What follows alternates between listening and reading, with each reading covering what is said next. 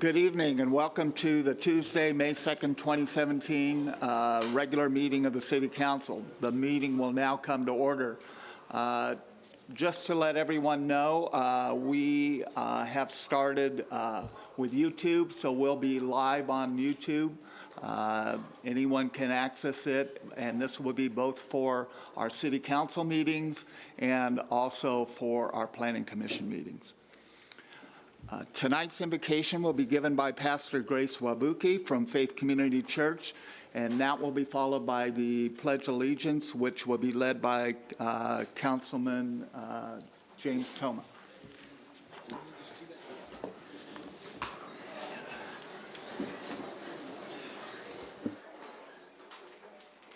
Let us pray. Our Heavenly Father, we just thank you that we can come here tonight to gather for this meeting. We thank you for this beautiful city of West Covina, which we get the opportunity to live and work in. We thank you for this meeting here tonight. We pray that you would give us wisdom in the decisions that need to be made. We thank you that it will be an efficient and productive meeting. And Lord, we just pray for all those in leadership over this wonderful city. We thank you for our Mayor, Corey Warshaw, Mayor Pro Tem Mike Spence, Councilman Lloyd Johnson, Councilmember James Toma, and Councilman Tony Wu. We thank you for their leadership. We also thank you for our law enforcement with Chief Faulkner and Captain Bell and the entire law enforcement team. We pray that you keep them safe as they protect our city. We also pray for our firemen and firewomen who are also keeping us safe. We thank you for this opportunity to gather here tonight. We pray also, our hearts go out to the family, the Brown family, who recently lost their loved one. We pray that you would bring comfort and support and strength during this time. And we give you all the praise in Jesus' name. Everyone said, amen.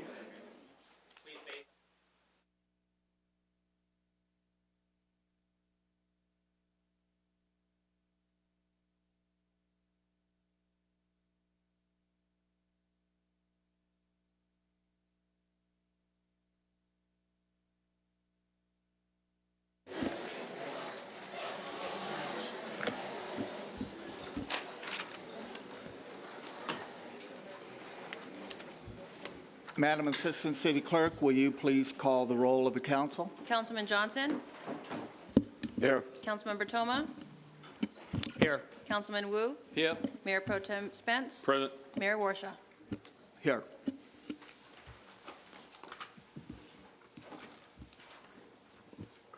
Will the city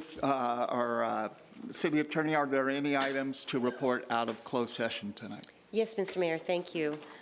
The council did consider in the Sanchez versus City of West Covina a proposed amendment to the settlement agreement to address the outstanding issue of attorney's fees. The council did act on that proposed amendment with Mayor Warshaw moving approval, Council Member Toma seconding it, the motion. And the approval was given on a 3-2 vote with Mayor Pro Tem Spence and Councilman Wu dissenting. That amendment to the settlement agreement will be available on the city's website tomorrow. Thank you, sir. Thank you very much. Mr. City Manager, are there any changes to the agenda tonight? Thank you, Mr. Mayor, members of City Council. Only with regards to item number 11, before you, there's an addendum to the City Council staff report that was prepared by the City Manager's Office and HR Department with regards to an attachment to the police management MOU. With that attachment that's before you, there's no reason to pull it off the consent calendar unless there's questions about that item. And I don't see the City Treasurer, so unless you want to pull the investment report, there's no need to do so at this time. Thank you very much.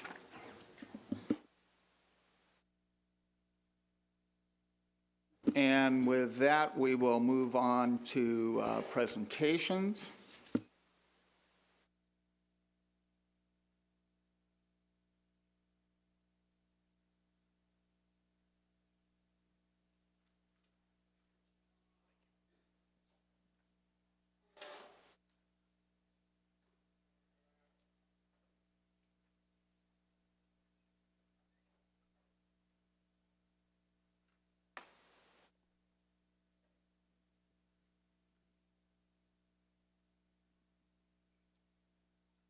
So we have a few presentations tonight, and the first one, if I could have Coach Will Lopez come up.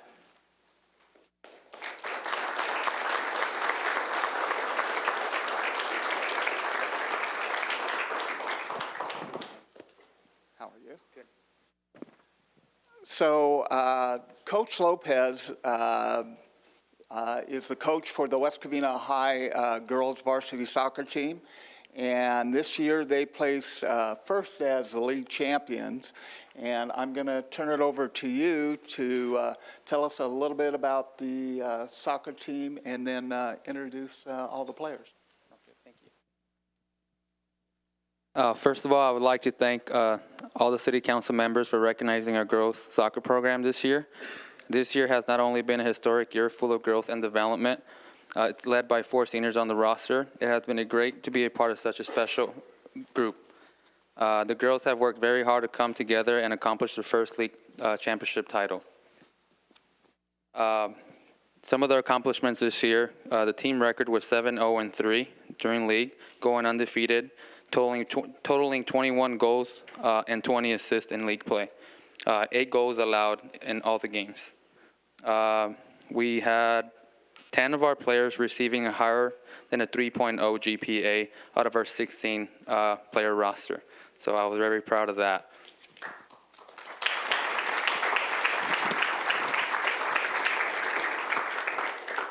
And here are our players. Sofia Munoz is our goalkeeper.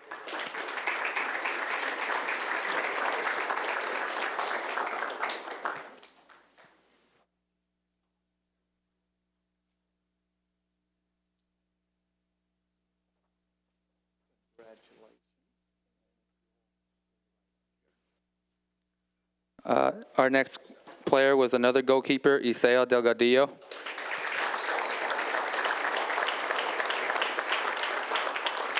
Was also mentioned on the first team and all CIF.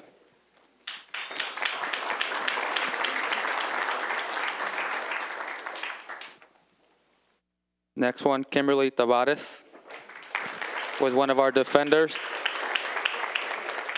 She was also a first team, all league.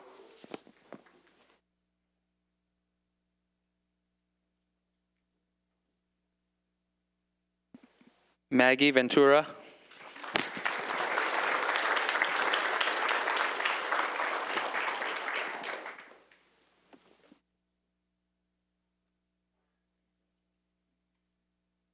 Lauren Sanchez, also a first team all-league.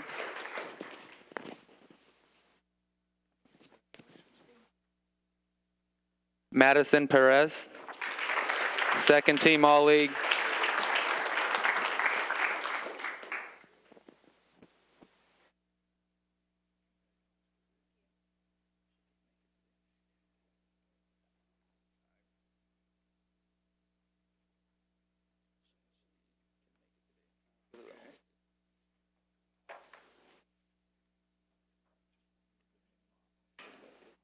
Two of our players that weren't able to make it today were Miranda Gallegos, who's on a track meet or training for some track event, and then Andrea Zapata, which is a senior. Next up, we have Gia Serrato, also a first team.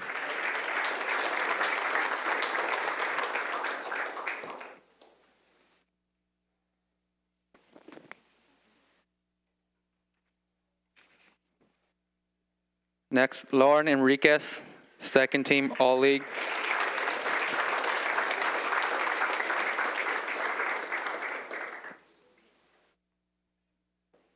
Cassandra Ponce, honorable mention.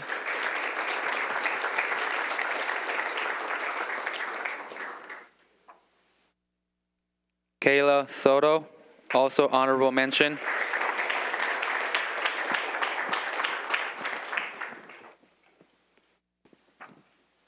Vanessa Benitez, second team all-league.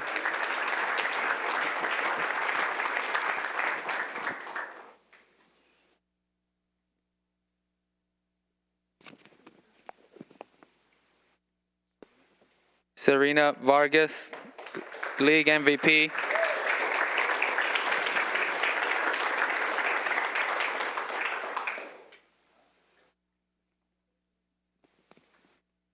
Serena was also a player that yesterday she was just announced for the league honorable mention banquet. So.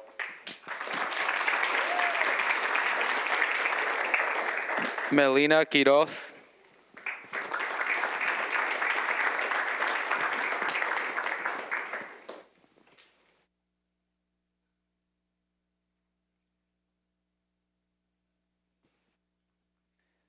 Marissa Morales. First team and defensive MVP of the league.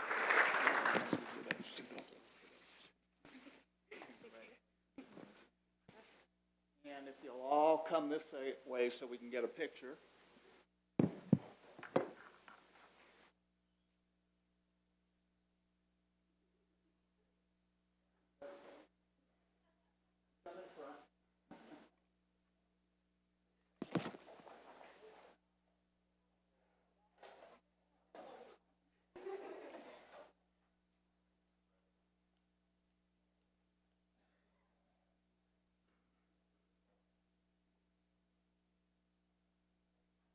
Stay up here for a minute because we've got 2 more certificates.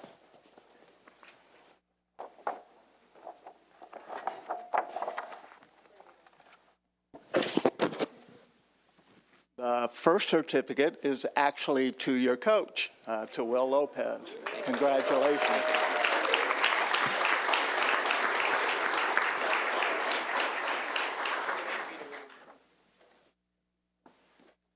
And this certificate from the council is to your whole team. Congratulations on a great job this week.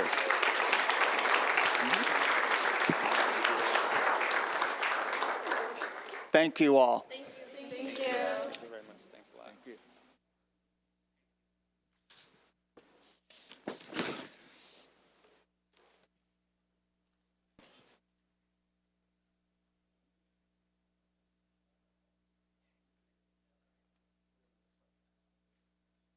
No.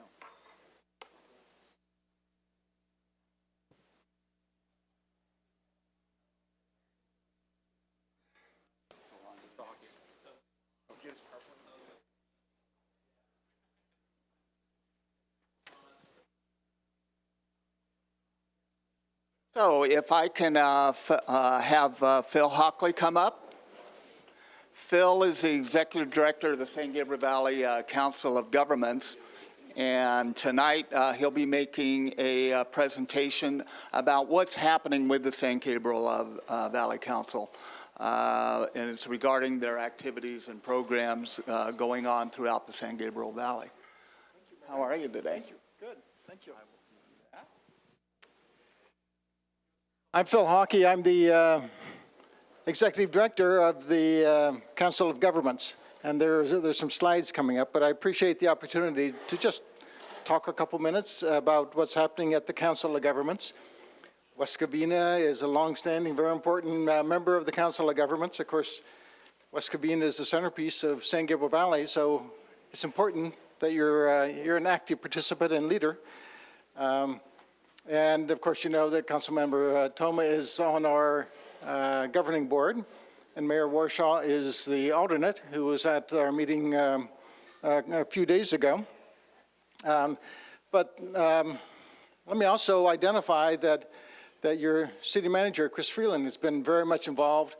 There's a city manager technical advisory committee that's a part of the COG, and the city manager is very much involved. Also sits on the legislative committee for the Council of Governments, and has been involved in looking at the community choice aggregation issue. So there are a number of important matters going on with the Council of Governments. Oh, okay. That's all I need to know. And of course, the San Gabriel Valley represents 2 million people, made up of 31 cities, 3 water districts, and 3 county supervisors. And for particularly the students in the audience, if you add up 31 members and 3 water districts and 3 county supervisors, it should add up to 35 members. Of course, that math doesn't work because the water districts, 3 water districts combine into 1 position. But some of the issues that I wanted to highlight that the Council of Governments has been involved with, and the reason that I wanted to come tonight is that it's been a good couple of years for the Council of Governments. Administratively, we've been able to deal with our structural, operational, financial issues, and we're in good shape.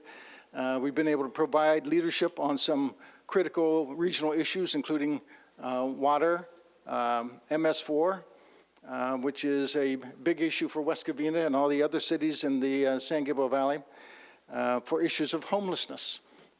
We've been in the forefront of dealing with the Measure H and working with the county and pushing to secure funding that comes into West Covina and to the San Gabriel Valley. We were in the forefront of the development of the whole Measure M transit tax levy, which of course was successful and will mean significant revenues for the San Gabriel Valley and for the Council of Governments. And that will probably involve building our capacity to coordinate the allocation of those monies and meeting the needs of West Covina and other cities in the San Gabriel Valley. For those of you who pay close attention to what's going on in Sacramento, you're probably aware that the Council of Governments developed the concept and led the drafting of 5 items of legislation that went to the floor over the past couple of weeks dealing with stormwater and the issues of giving more latitude to cities to be able to address the issues that emerge out of MS4. MS4 is a requirement of the Clean Water Act, a federal law that's enforced by the State Water Resources Board. So the prominence of the Council of Governments has been enhanced because of our leadership in defining legislation that may help. Thank you. I was going to point to this is our name. And for those of you that like acronyms, we're doing a contest to turn that into a pronounceable name. So please submit those to Councilmember Toma. This is the San Gabriel Valley. For those of you in the audience, it's hard to read all the 35 members, but you can see how West Covina is right in the middle of the San Gabriel Valley. These are unincorporated areas. The San Gabriel Valley has the largest unincorporated area in Los Angeles County, and that's the reason 3 supervisors are very much involved. That's going backwards. This is going forwards. The other aspect of the Council of Governments is the Alameda Corridor East, the construction authority that has been building the rail crossings essentially along the 60 corridor over the past 15 years. They've been very successful undertaking, spending about $1.6 billion, improving 59 crossings, and that project is almost completed. So in the next 5 or 6 years, it'll be winding up, and a study is underway about what the new iteration of ACE is going to be. I'll come back and talk about that. This is a list of the priority areas. I'm not going to go over this except to emphasize active transportation, and the whole Greenway network really centralizes around West Covina. West Covina has been very much involved in developing that. In Measure M funding and state funding, there is enough money to build 150 miles of greenway, bikeways, walkways throughout the San Gabriel Valley that will not only improve recreation, but enhance opportunities for people going shopping, going to stores, and so forth. Successes, there's a long list. Things are going well at the Council of Governments. And this is the key issue. The key issue is Alameda Corridor East, the construction authority, the possibility that it will be integrated with COG, combined into one organization that's a subsidiary now, but it's been operating almost independently. And the proposal is to increase its authority to do projects throughout the San Gabriel Valley, particularly with the passage of Measure M, and then the subsequent passage of SB1, and the rumor about a federal $1 trillion infrastructure program. There are many projects that need to be done in the San Gabriel Valley, and the Council of Governments wants to be in a position not only to plan, but to be able to implement if nobody else is going to do it. If we have to wait in line for Caltrans, wait in line for Metro, it might be better to do it ourselves. The issue on Caltrans is, or on the Alameda corridor, is that if in fact it's integrated with the COG, we'll have to come back to you because you're all part of a joint powers authority in the San Gabriel Valley. In order to incorporate this new structure, it requires amendment of the Joint Powers Authority. So I could well be back in the fall. Thank you for being involved in the San Gabriel Valley, being a leader of the COG. Thank you.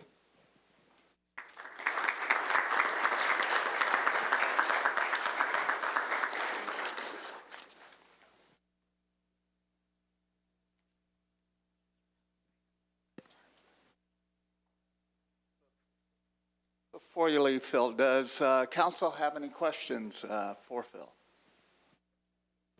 None? Okay. Great. Thanks a lot, Phil.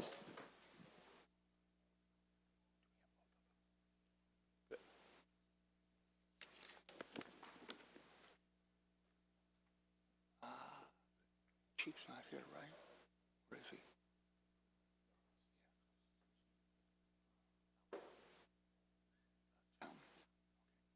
Could I have Assistant Chief Fountain please come up?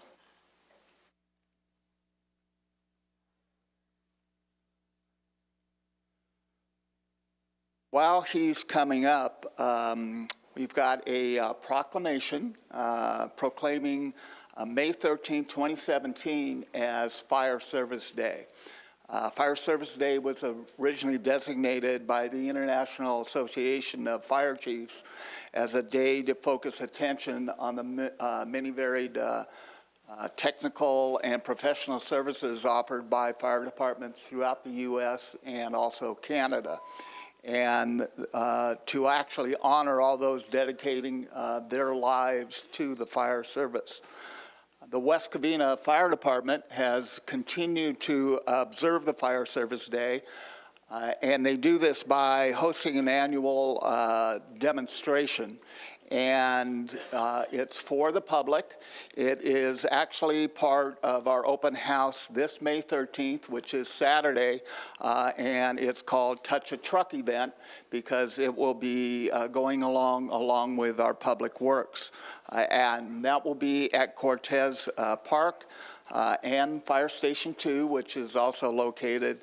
And I believe that starts at 10 a.m.? 10 a.m., correct. And with that, I'd like to present you with this proclamation to share with our entire fire department. And I'm not going to go through all the whereases, but as I mentioned, we talked about what Fire Service Day is, and we are proud of our fire department. We are lucky to have our own fire department. Not many cities still have a local fire department. Many have gone to county, but we have our own, and we're very proud of them, and thank you very much. Thank you. Anything you'd like to say?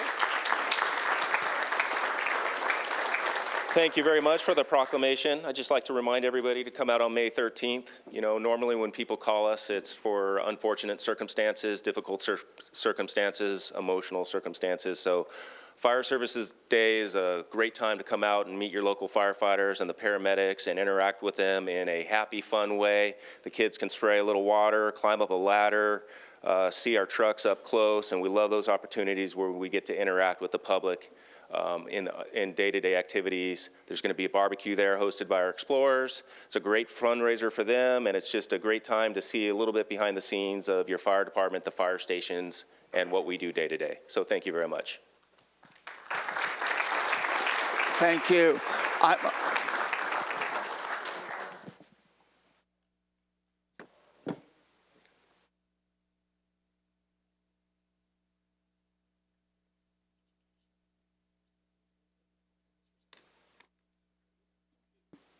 I'm hoping that everyone will come out. As some of you know, we just got 2 brand-new state-of-the-art fire engines, and over the last year, we've added some new ambulances, and soon we will be getting a new Quint, which is actually a ladder truck that, as opposed to our old one that didn't carry any water to pump, this one will. So the Quint won't be there yet, but will be here soon. But please come out and see the demonstration that the fire department does. It's really tremendous. So thank you again for that. With that, we have another proclamation to go along with our Touch a Truck, and that is for National Police Week. In '62, President Kennedy signed a proclamation which designated May 15th as Peace Officers Memorial Day, and the week in which that date falls is recognized as National Police Week. The Peace Officers Memorial Day honors those officers who have made the ultimate sacrifice and service to their communities, which since it first was recorded by law enforcement in the line of duty. Among those fallen officers in the city of West Covina Police Department is Frederick Jan Ham, J. Warren Jackson, and Kenneth Scott Reedy, who we all remember throughout our community as part of this week. I would like to now present to, is the chief here? Chief Faulkner. Oh, right in front of me. That's it. I'm used to seeing you in a suit lately. Along with the chief, do you want to introduce your officers? Yes, this is Sergeant Pete Gallardo on our far right, your left, Officer Joe Melnick, and one of our FTOs, one of our newer officers, Officer Munoz, who is joining us today. As the mayor indicated, National Police Week is a recognition of those that have fallen across the U.S. We have looked upon that every year on the anniversary of the officers that have given their lives in service of West Covina. But all officers from across the country gather in Washington, D.C. on that particular week to recognize those that have lost loved ones in the line of duty.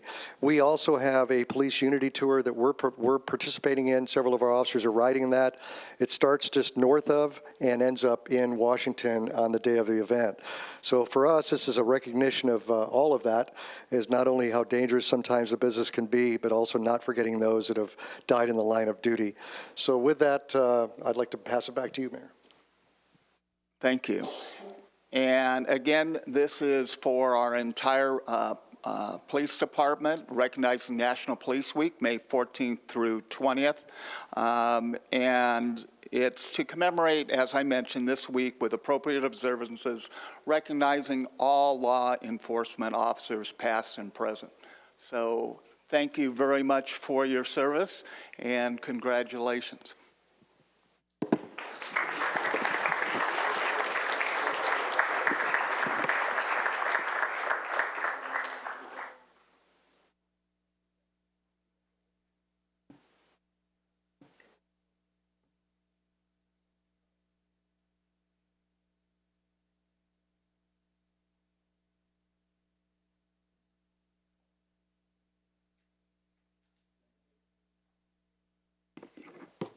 And with that, some of the equipment the police department is going to have out there?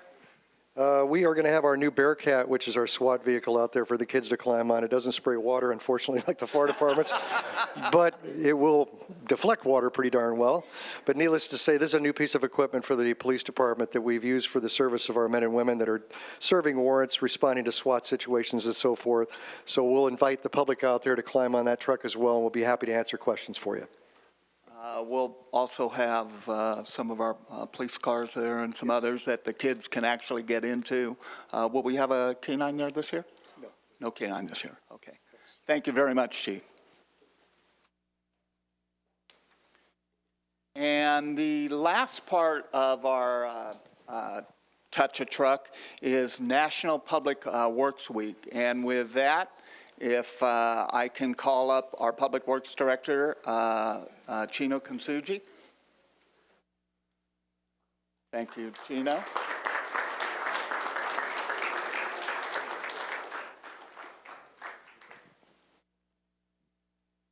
And our public, oh, we've got the whole group. Wow. Since 1960, the American Public Works Association has designated the third week in May as National Public Works Week. Our Public Works Department employees include professionals who are focused on our streets, our sewers, our facilities, our parks, engineering, vehicle maintenance, and environmental services. They really are what keeps this city operational. And I want to congratulate all of you for your fine work that you've done in the city. Staff members make sure, in addition to some of the things I've talked about, that our traffic signals are working, our sewers are flowing, and our streets are paved and our parks are open. I think when you go down West Covina streets, other than the ones that Caltrans are working on, you'll see the state of repair that they're in as opposed to a lot of the cities around us. So I really want to thank you for all of the work that you've done, and especially this week. Chino, maybe you can tell us a little bit about the new vehicles that we've got and that will be out here at Touch a Truck. Thank you very much, Mr. Mayor. First of all, I'd like to, on behalf of the Public Works Department, thank the mayor, Mayor Warshaw, members of the City Council, and of course our City Manager, Chris Freeland, for their leadership and support this past 12 months. We have accomplished a lot, including $6.5 million worth of capital improvements throughout the city.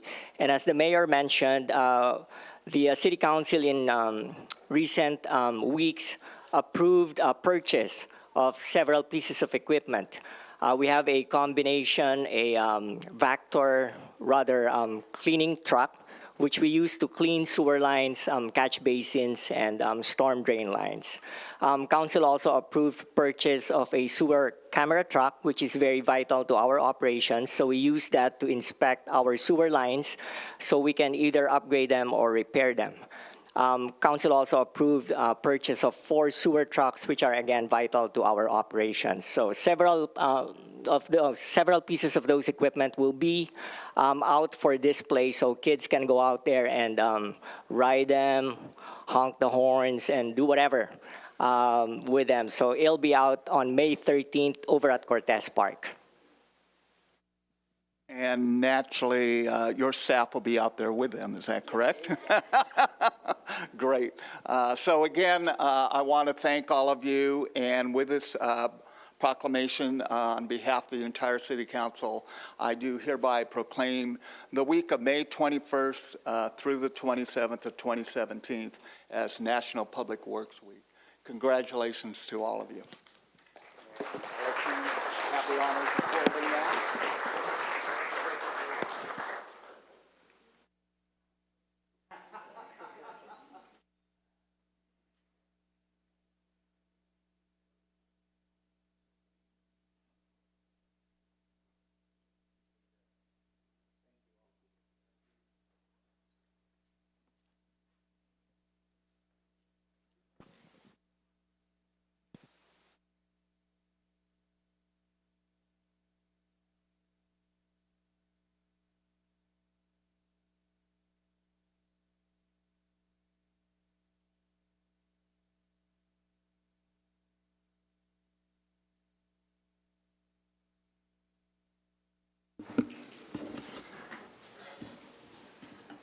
Do I have any adjournment motions tonight from the council other than the one I have? On not so bright a note, tonight I'd like to adjourn our city council meeting in honor of one of our staff here in the city. Actually, it's to his brother. In honor of Bruce Akira Yoshino Brown, who recently passed away. Bruce is the brother of our park maintenance supervisor, Kei Yoshino. And I want to express on behalf of the City Council and all the employees of West Covina, and to Kay and his entire family, our deepest condolences during this difficult time. If our Assistant City Clerk will make sure that we adjourn the meeting in his honor, that would be greatly appreciated. With that, yes. Sorry for the interruption, Mr. Mayor. As the public saw, we had a variety of presentations tonight, one of which was supposed to be made by our Fire Chief, Larry Woodhorn, this evening, but we had Assistant Chief Mike Fountain fill in at the last minute, and some of the directions weren't actually conveyed to him. So as part of the photo op, we had wanted the engine company that was present to come up. Since they've already left, I think it'd be appropriate at least recognize those members of the West Covina Fire Department that are here tonight. Yes. I know they're not in uniform, but if they can at least be recognized, we'd appreciate for the audience as well. So if you want to please rise. If you would all please rise from our fire department.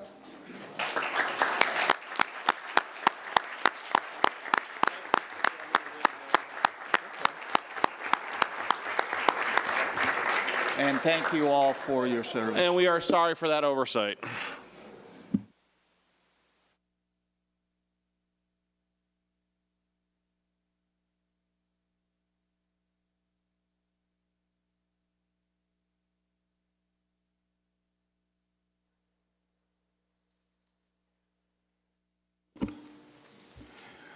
With that, we will now move on to our oral communications. Anyone wishing to speak is asked to complete one of these yellow cards that are in the front of the council chambers and submit that to our Assistant City Clerk. When stepping up to the podium, please adjust the mic so that everyone can hear you, and all of those out on YouTube and the internet are able to hear you. You will have 5 minutes to address the council, and tonight's first speaker will be Yolanda Saldana. And Yolanda will be followed by Wenwen Zhang.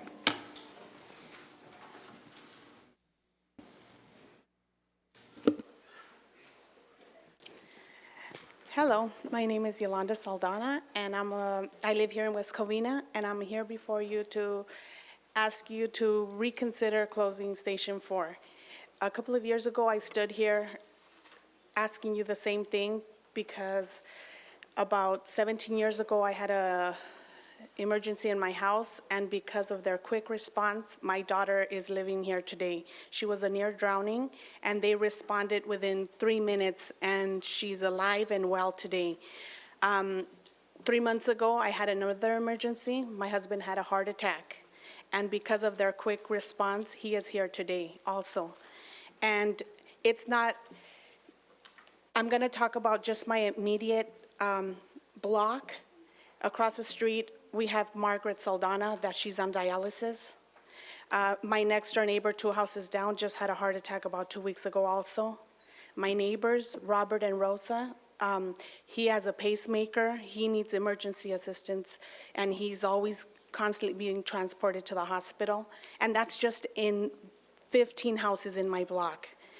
I really would ask you to please reconsider, because in my house only, I need the quick response from the fire department, like I've had it in the past. I've had it, 17 years ago, and I didn't know I was going to need it 3 months ago, and I did. And my husband is here today. Well, the next day, because of their quick response, he was up and ready to go the next day. And it was all because of that. And sadly to say, when my husband arrived to the hospital, another man arrived there about 2 years younger than my husband, and he passed away because the nurse actually told us that he wasn't prepared. My husband, from the fire department, they got there, they prepared him. When he got to the hospital, he went right into surgery. And he's here today, and I want to thank you for not closing it a couple of years ago, or else my husband wouldn't be here today. Thank you. Thank you very much. Thank you.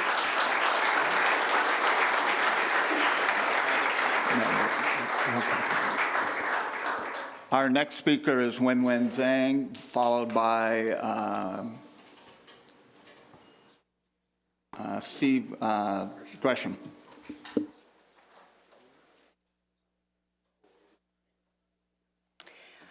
Good evening, Mr. Mayor Warshaw and City Council members, city staff, and residents, and everyone in the audience. My name is Wenwen Zhang, West Covina Library Manager. I'm happy here tonight to make some announcement from the library. The LA County Library is forgiving overdue fines this month. All overdue fines for materials returned between May the 1st and May the 31st will be waived. In addition, customers who come into the library can have their old overdue fees, overdue fines forgiven as well. West Covina Library is part of the county library, so if you have any overdue library books and materials, return them to the library this month, and we will have the fines removed. If you have old overdue fines on your account, come into the library and we will also remove them for you.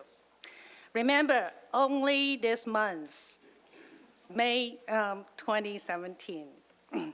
And also on June the 1st, we will launch a great Read Away program for library card holders 21 years old and younger. This program allowed them to reduce library fines and fees on their accounts by reading in the library. Well, another announcement regarding fees, effective April the 19th, effective already. Customers are no longer charged a $10 processing fee for lost and damaged materials. All right, now library programs in the library. Well, May is April Pacific American Heritage Month. Our library will be celebrating it with a special Chinese folk dance performance on Saturday, May the 13th at 2 p.m. And also on the same Saturday, the Friends of the West Covina Library will hold their special second Saturday book sale from 10 o'clock in the morning to 3 o'clock in the afternoon. The library will host a series of 5-week parent and child workshop on Thursdays from May the 4th and through June the 1st. The workshops are for children ages 0 to 3, accompanied by adult. Due to limited space, a free registration is required at the children's reference desk. For information about more library programs and services, please come into the library, which is right here in the City Hall. By the City Hall, not in the City Hall, sorry. In the Civic Center. And also you can contact us, call us, and also you can visit our website. Thank you. And before you speak, I just wanted to clarify the previous speaker's comments about the closing of Fire Station 4, if our city manager would respond to that. Thank you, Mr. Mayor, and thank you, Ms. Saldani. I remember that conversation from a couple of years ago as well. Unfortunately, there's been some misinformation that's gotten out in the public about the city closing a fire station, specifically station number 4, which is over there off of Zusa and Fairgrove. I can assure you this evening that is not part of the discussion. There is no intent of the city to close any of our 5 fire stations in West Covina. The item on tonight's agenda is discussion of changing some of the staffing at our fire stations here in West Covina. But there is no closure of any of our stations being discussed tonight. Thank you. Thank you. Our next speaker is Steve Gresham, and he will be followed by Debbie and Martin Valadez. Good evening, gentlemen. It's been a year now that I've been discussing this subject, and I know I'm not the most liked guy in the building, but it's something that I feel is important and something that needs to be addressed. Governor Brown is changing the legislation, and if cities don't put in permitting systems into place, the state's going to do it for you. And I'd really hate to see a recreational be put in West Covina since it's the center of the San Gabriel Valley with 2 million people. And I think that what I saw last night too is there's 39.5 million people in California and over 4 million in LA County alone. Sessions got $0 from Congress. Congress even put in implementations to protect medical marijuana. So, you know, I think it's time to start moving forward, to start thinking about a comprehensive plan. Excuse Because me, if you Mr. don't- Mayor, this is a public hearing item, item number 12. Ah, that's right. Yeah, you might want to wait until we get to the public hearing and then speak about this. Okay, they didn't have pink cards this time, so I just filled out a card. Usually we have pink cards on public hearing. Yeah, that's at planning. Over here, we just use yellow, and it's got agenda and non-agenda. Debbie and Martin Valdez, followed by Judy Turner. My name is Debbie Valadez, and this is my husband, Martin. I spoke to the city council 2 years ago regarding the cuts which were being made to our fire department. I am disheartened to find myself here again, questioning decisions which are being made by this council. Let me refresh your memories as to why I'm here today. Our daughter Carly, who almost 5 years ago was a passenger in a car of someone who made a very bad choice to street race. They were involved in an accident which left the car wrapped around the third tree they hit. Carly took the brunt of the impact. The accident took place on Shadow Oak and Francesca, 2 blocks from Station 5. They responded literally within a few minutes, but due to the nature and severity of the accident, Station 2, which at the time utilized a 4-man fire truck with the Life Force team, was soon on scene. My daughter had to be extricated from the car with the jaws of life, a process which took 35 minutes. It took every bit of manpower and equipment that they had to safely get her out of the car. If not for the resources of these 2 fire stations which responded to my daughter's accident, I can say with certainty there's a good chance she would not be walking today. Both of her femurs were shattered, her right ankle was broken, her pelvis was broken in 3 places, a bone was broken in her back, her lungs were bruised, and she had a brain contusion. When we were approached by the police at the hospital, one told us that it would be a miracle if she ever walked again. And we got that miracle because of the valiant efforts of whom we now call Carly's firemen, and the resources which were available to assist them in doing their jobs to the very best of their abilities. 2 years ago, the 4-man fire trucks had been reduced to a 3-man truck, and now the city is looking at cutting engine number 4. It is my understanding that the cutting of engine number 4 will result in 9 fewer firefighters and paramedics being available to handle calls. Again, I find this move to be reprehensible. Last year, this city paid for a survey with the intent of getting more in touch with the concerns of the citizens, only to totally disregard the results.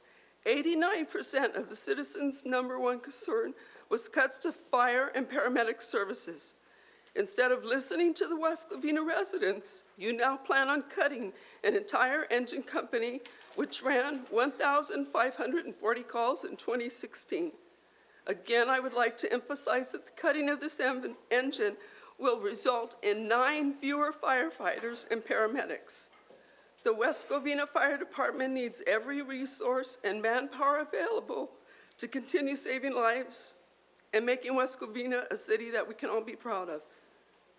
It is my wish that none of your family members ever need the services of this fire department, but if you do, I guarantee you that you will hope every resource from the firefighters and paramedics to the equipment that is available will be there to help you.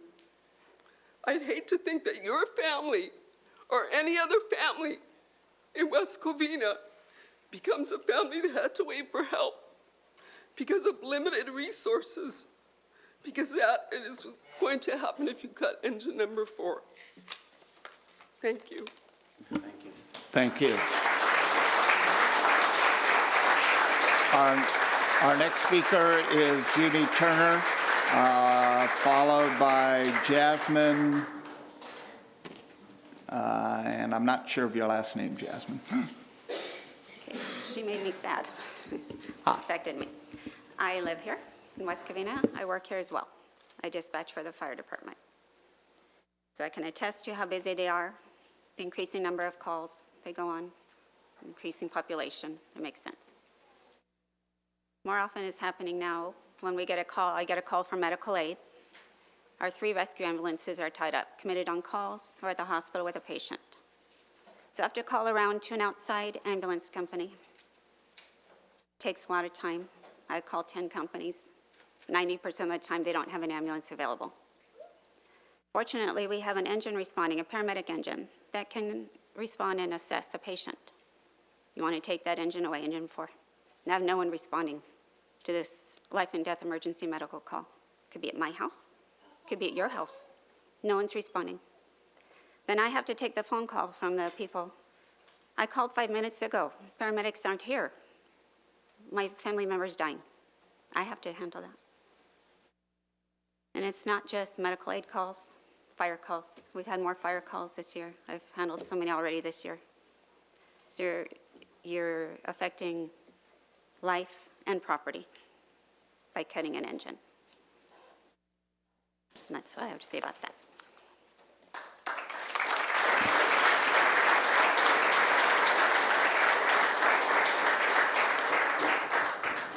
And our next speaker is Peter Howe.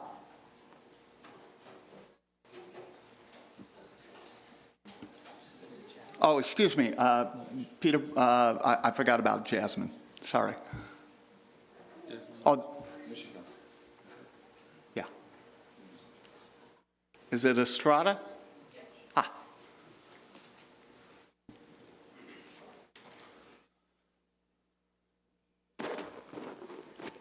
Hi, my name is Jasmine Estrada. I'm from the West Covina Fire Explorers. I represent one of 2 girls who are in the post, and there are out of 20 boys.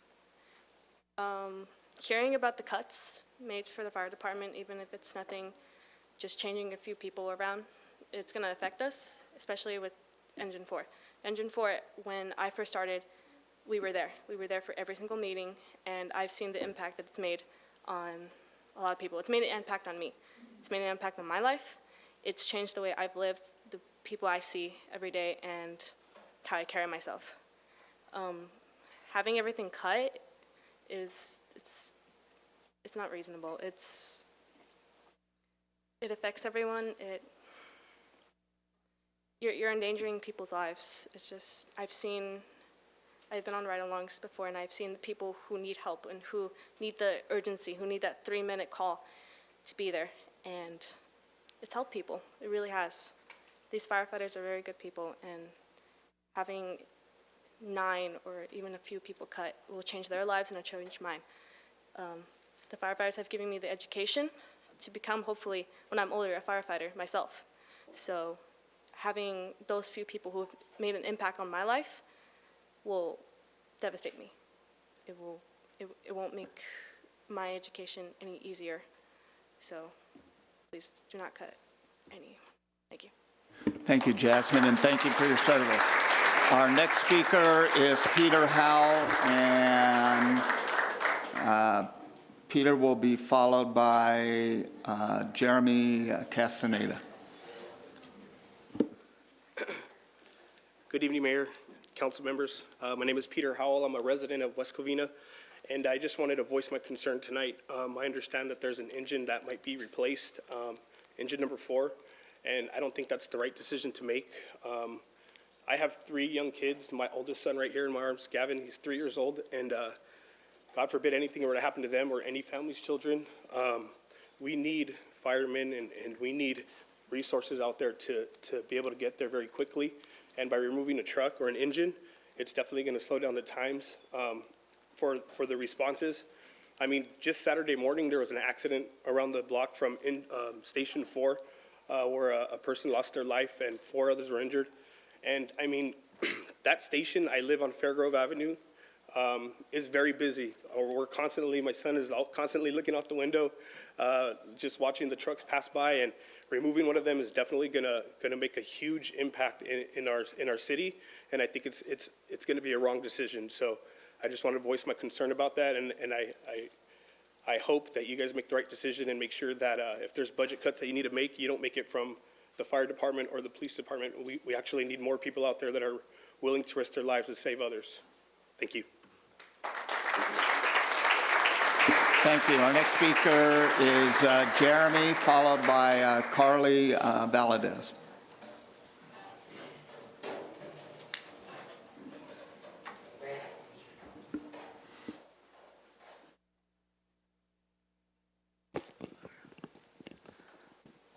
Good evening, everybody. My name is Jeremy Castaneda. I am a citizen of West Covina and as well as a West Covina Fire Explorer. And I'm well aware of, I guess, your plans of shutting down Engine 4 and moving the truck there. And to me, I was hoping you guys could reconsider this just because I understand that last year it was the first time that in calls, you guys, West Covina alone ran over 9,000 calls. And this year alone, West Covina has probably maybe like half the amount of fires this year, and there was just one yesterday. And by the truck being at Station 2, and the fire was in 2's district, truck 2 was probably like the third in engine. And by moving to 4s, you're just going to delay response time. And if you guys are really all about response time, you guys want to do that. And because you guys with the 4s, I ride out almost every weekend at 1s, and you hear Engine 2, Rescue 2. Then 5 minutes later, you followed by Truck 2, Rescue 4. And if Truck 2 does go to Station 4, the second in engine, it will be Truck 2. Now the response time is probably going to be a good 8 minutes, 10 minutes, compared to staying at 2s and responding within 6 minutes. And by doing this decision, and if you guys do follow through, it's going to suck because the truck stays at Station 4. They're going to be running medical calls. They get a medical call. Probably within 5 minutes, you get a TC, somebody trapped inside. The next available engine, then to dispatch a Quinn, you have to, the time that's going to take from West Covina to contact LA County Dispatch, then from their dispatch to contact the Quinn. When maybe the Quinn around Bond Park, Industry, Covina, say they're tied up on a structure fire, and you have Quinn 118 coming from Industry to respond in one's area. If you guys about response time, that's probably going to be like a good 10, 15 minutes, just because West Covina has to dispatch LA County, and then LA County has to dispatch their Quinn. So I just don't get what you guys are getting out of this. And it is going to affect the firefighters because demotions, possible cuts, and it's just going to suck. And that's it. Thank you. And thank you for your service as a fire explorer. Our next speaker is Carly, and Carly will be followed by Robert McClellan.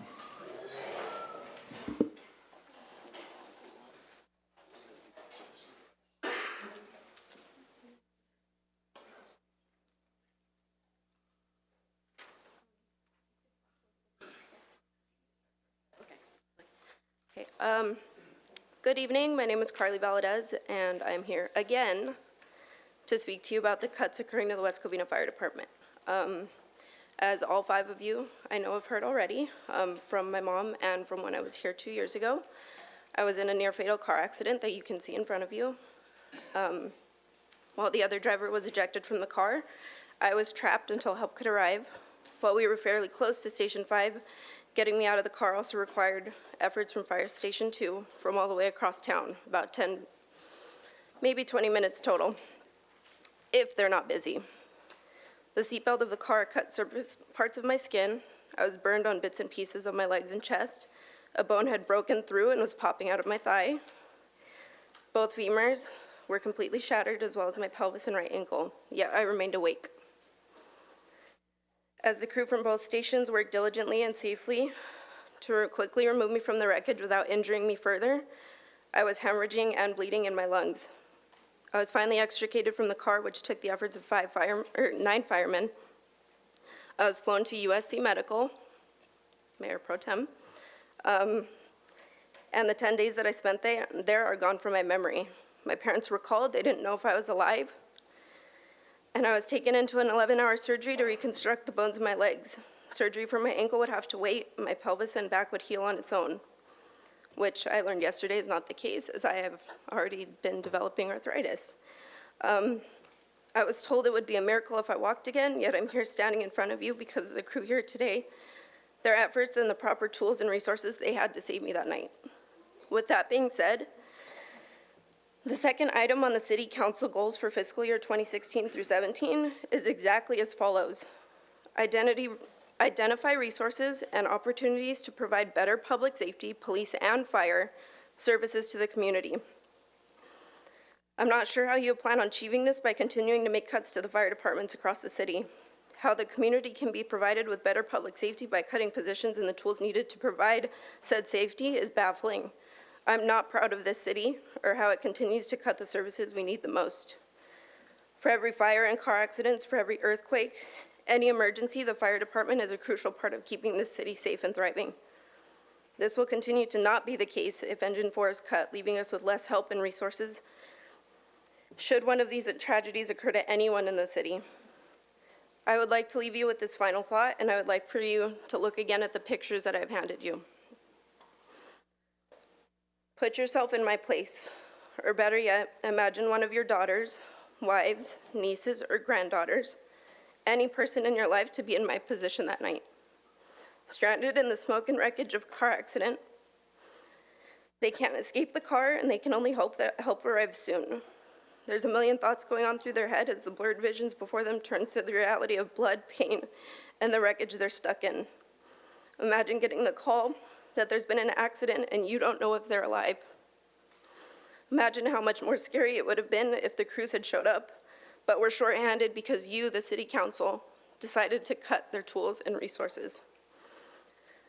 I hope that you or any of your loved ones never have to experience something like this, and I seriously hope that you will reconsider cutting Engine 4. Thank you very much.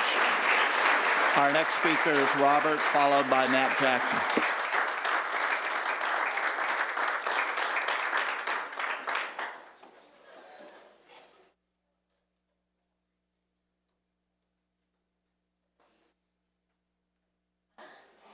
My name is Robert McClellan. It's really discouraging to me that I had to come up here and speak to the City Council. I was your fire chief for 13 years, and when I left this department in 1991, it was well-staffed, appropriate for the city, not extra bodies, and always with police and fire, you're seeing the biggest part of your budget, and I recognize the issues you're having to deal with there. But I think that what council members have a tendency to do sometimes and get involved in the emotion of everything, you got to think of the public safety of the citizens of the community. Public safety becomes the have-to-have thing, and a lot of those other things that you approve are nice to have. It's time to go for the have-to-haves and wait on the nice-to-haves until you can afford them. You as individuals with your own finances and stuff, you got to make decisions, and you make them based on what you really have to have. And I think it's appropriate that the City Council take a look at the same thing. I think that there's got to be some alternative funding or something for the fire service. I think that it is, and I hear the comments on the quint.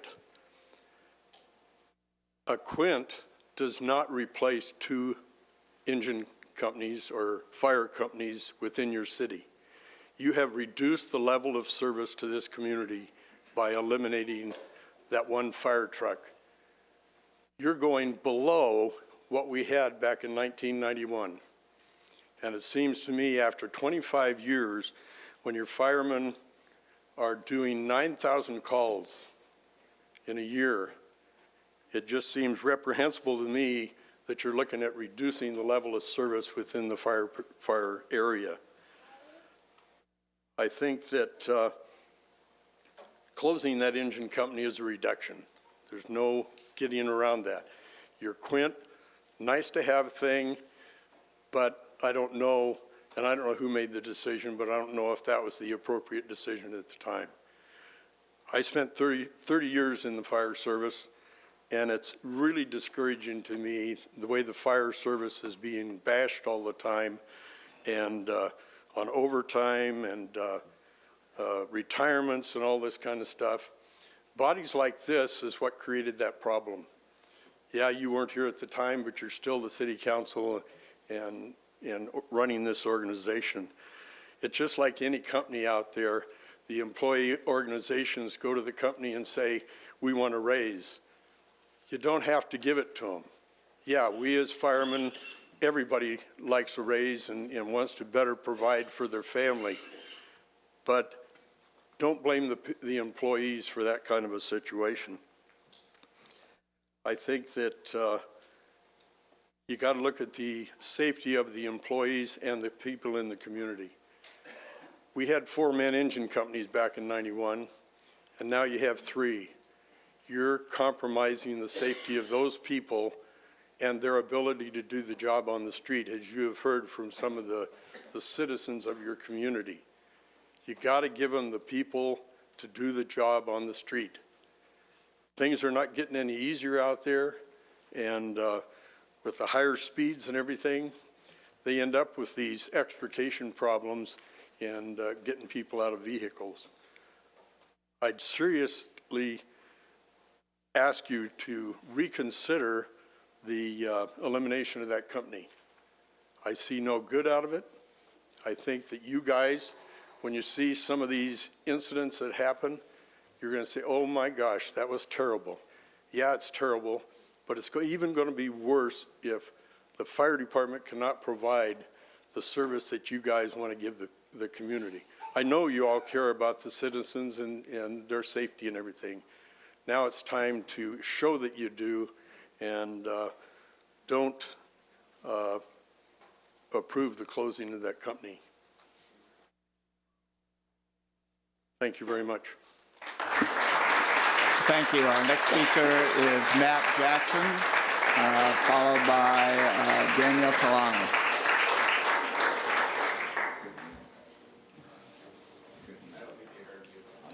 Matt?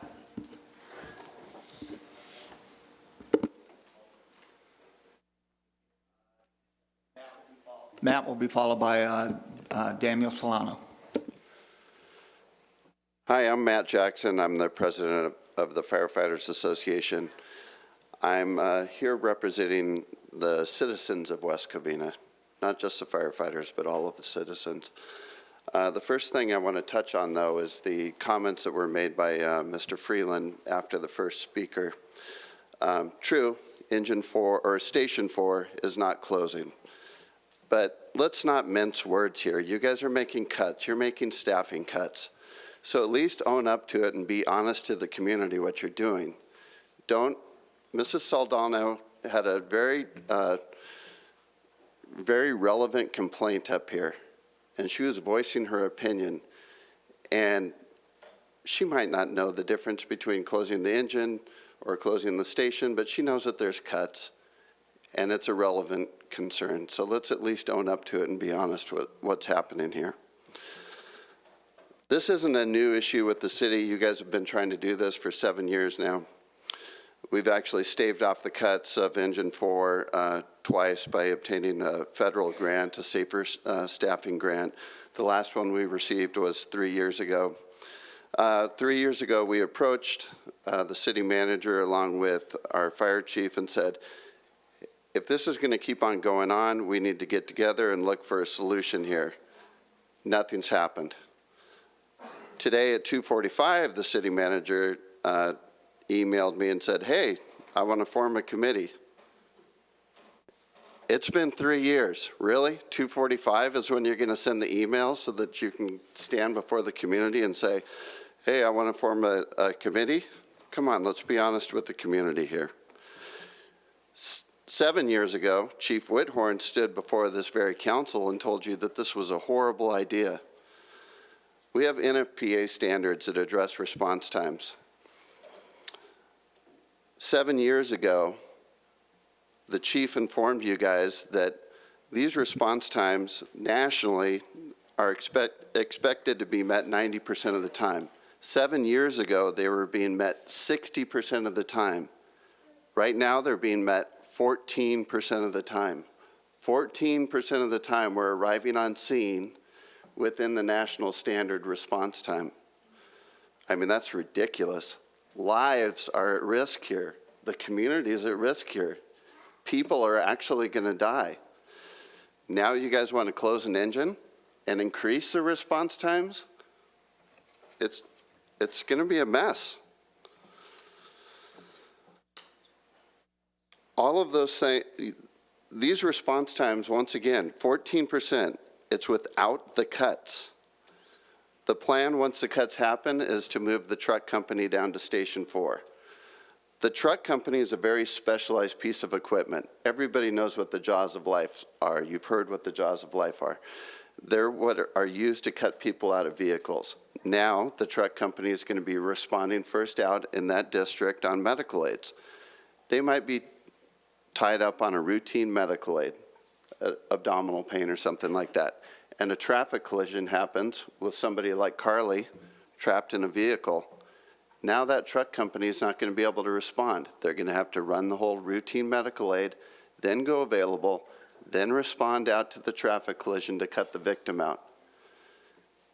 Somebody is going to sit there suffering in a vehicle, their life hanging in the balance, waiting for this truck company to go available to cut them out of the vehicle.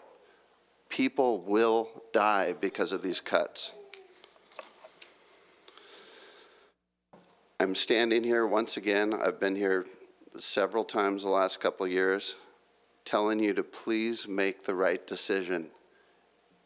This last February, 2 months ago, they could have reapplied for a SAFER grant. That's what we've been living off of for the last 7 years. That's what's prevented these cuts. Nobody applied for the SAFER grant. The last one that was applied for, I wrote. I applied for it on behalf of the Firefighters Association. There are other options. You can apply for grants. You can look at different staffing models. You can cut other non-essential services within the city. You need to do the right thing. People will die because of these decisions. Thank you. Thank you. Our next speaker is Daniel Solano, followed by Nicholas. Daniel Solano.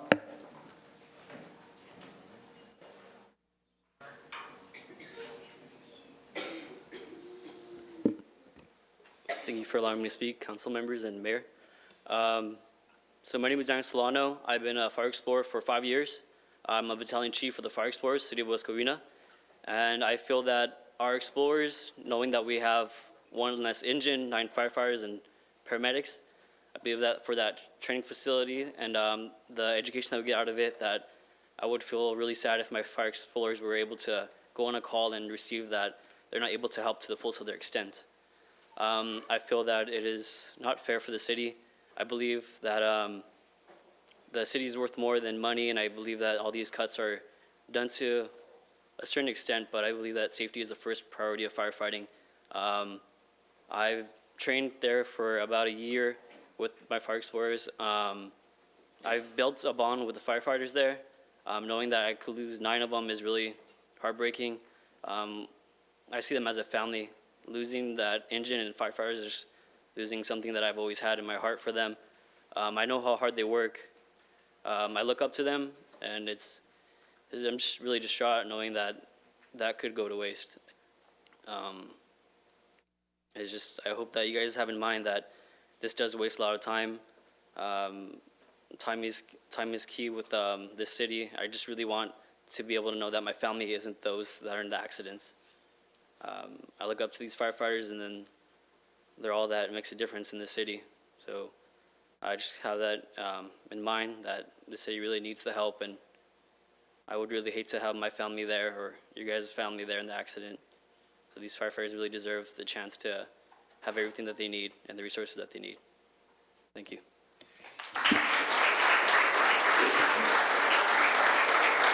Thank you. Our next speaker is Nicholas Granados, followed by Sandra Dela Huse.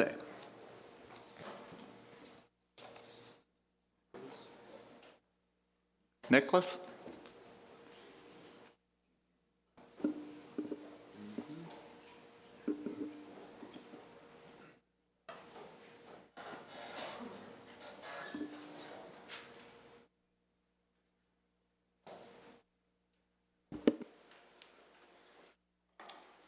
I just want to say thank you for letting me speak. My name is Nicholas Granados. I'm part of the West Covina Fire Export Post.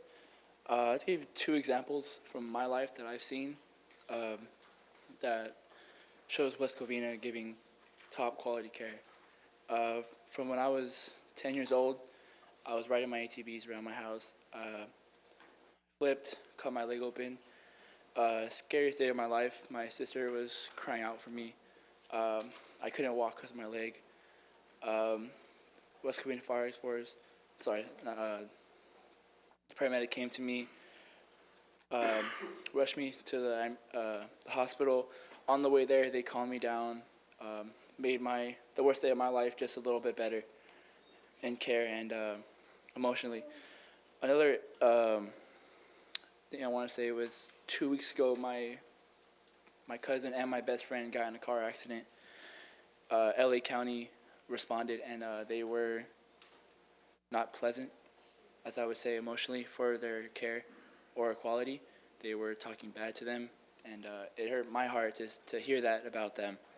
And I would like to say it would be really sad to lose nine firefighters, personally 9 family members that mean a lot to me, and hopefully I could become a firefighter and give quality care and help people emotionally on their worst day of their lives. Thank you. Thank you.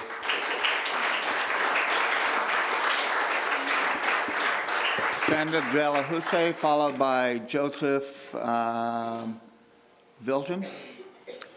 Good evening, Mayor, City Councilman. I'm speaking to item number 4 regarding the possible adoption of second dwellings. There's been an ongoing problem with unlicensed, unregulated dwellings on property in our city for some time. And since there isn't extended information in this, I don't know if this is sort of fathering in or fostering in the other dwellings that have been unlicensed, or what. We didn't have enough folks to go around in our department. I can't think of the name of the department, but the ones who go around and evaluate, yes, thank you, evaluate what's not correct and not following our regulations. So to foster in or father in, grandfather in new dwellings or old dwellings, I'm concerned. We have so many folks now with the cars on the blocks. People are complaining. You can't find a place to park in your own neighborhood because there are 10, 12 cars per house because it's sort of like apartment dwellings in a single private home. And now if second dwellings in the rear, many are converted garages and what have you, if they're going to be officially stamped with approval, that's going to be another problem. And everyone's been talking about the fire department. Here we go with unlicensed homes, electrical wiring that's not appropriate in converted garages and what have you. These are safety hazards as well. So it's a tumbling down type of effect that can impact more people because we are, in some neighborhoods, have houses that are very close to each other. And if you have the mass amount of people that might possibly be moving in with these extra homes, and there's anything that's not up to code, and we don't have enough code enforcement people to ensure that things are as they should be, here's a potential fire. And with the houses being in the close proximity, all the foliage, there is no one to now regulate the foliage. Years ago, you could say, clear out the brush around your house. Now we have houses with brush weeds and everything around their house. We just don't have the staff to go around and monitor and let people know that they're in violation and there's a potential fire. So if we're, reducing fire departments and trucks and what have you, it's a possible crisis that we don't have to have. So if there's something written into this second dwelling that would ensure that there are more people who will be inspecting the homes, the environments around these homes, to keep them safe, have less problems so the fire departments don't have to come out for frequent problems, that would be wonderful. I just hope we're, getting all the things that we need into this item without just putting a stamp of approval just because people want more housing. I know we need more housing, but they need to be safe. Thank you. Thank you, Sandra. And our city manager will respond to some of your concerns right after oral communications. Our next speaker is Joseph Bergen, and Joseph will be followed by Carolyn Arndt.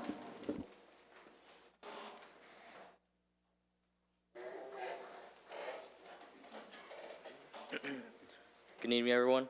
My name is Joseph Virgin. I'm an fire explorer, as well as a resident here in West Covina. I'm here tonight to explain to you why I believe removing Engine 4 from the city is incorrect.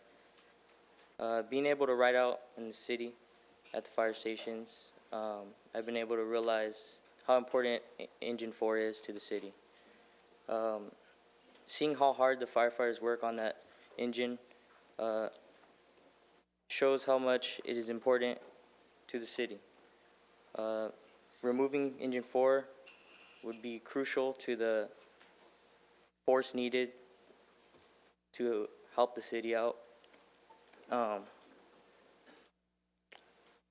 Being able to see how the city in busy days, running calls, Station 4 needing to go across the city to help out other stations that are held up on other calls.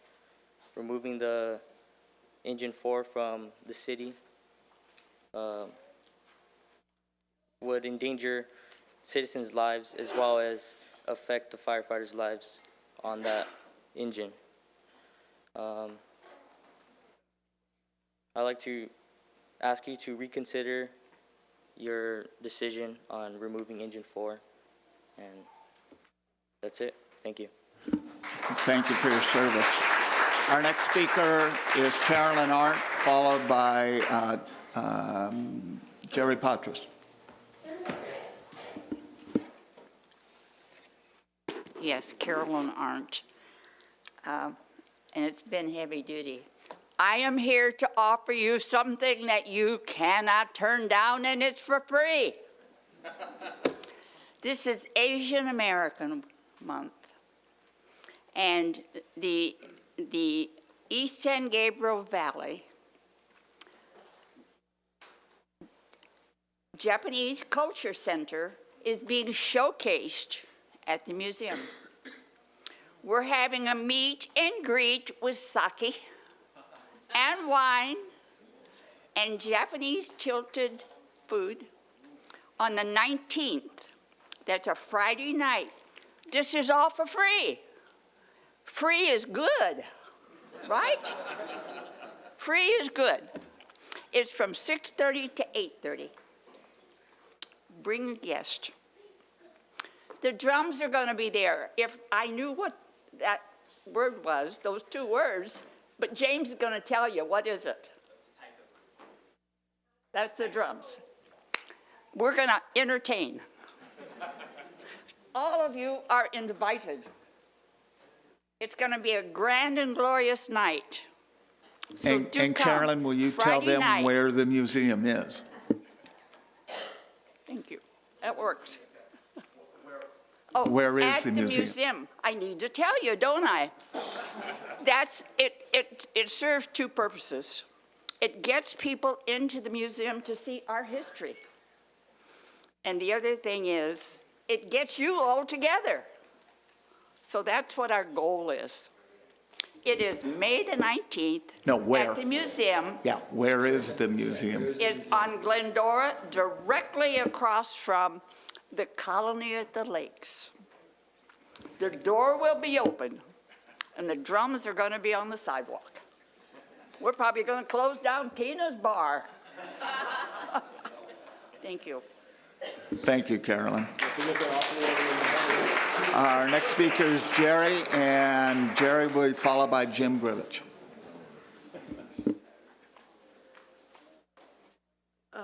Marijuana? And Jim Grivich is marijuana, I think. Okay.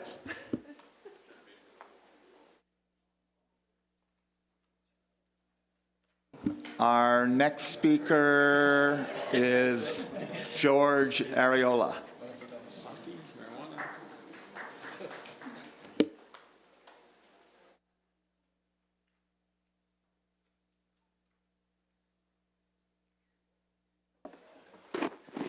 Hello and good evening. My name is George Ariola. Unfortunately, I don't have anything free to offer you, but no, I don't. I'm sorry. I don't. But I would just like to give you guys my perspective on this topic of Engine 4. Several years ago, about 2011, I suffered from random fainting episodes, and it's still buried into my mind very clearly. I awoke one summer morning to vomiting, heavy sweats, dehydration, and eventual bleeding from my nose and my mouth. And as any concerned parent would come in to the bathroom to see me like this, my mom, she panics and rushes over to grab the phone and call 911. And as soon as she turns around, she hears a loud thud and cracking. I eventually fainted and hit the bathroom tile, splitting open my head and bleeding on my bathroom floor. And it felt like a dream. I felt like it didn't even really happen. But next thing I know, I'm waking up to our phenomenal fire department here, Firefighter Richling, who I don't know if he's here or not, but Firefighter Richling woke with his friendly attitude, and he reassured me that I was going to be all right. A couple years later, not even several years, just a couple years later, as soon as I graduated high school, I joined West Covina as a fire explorer because I wanted to be just like them. I'm 20 years old now, but as soon as I graduated high school, I went to become an EMT. I got my certificate, and I'm working now as an EMT because of what he did for me, and he assured me that I was going to be all right, and this is totally normal.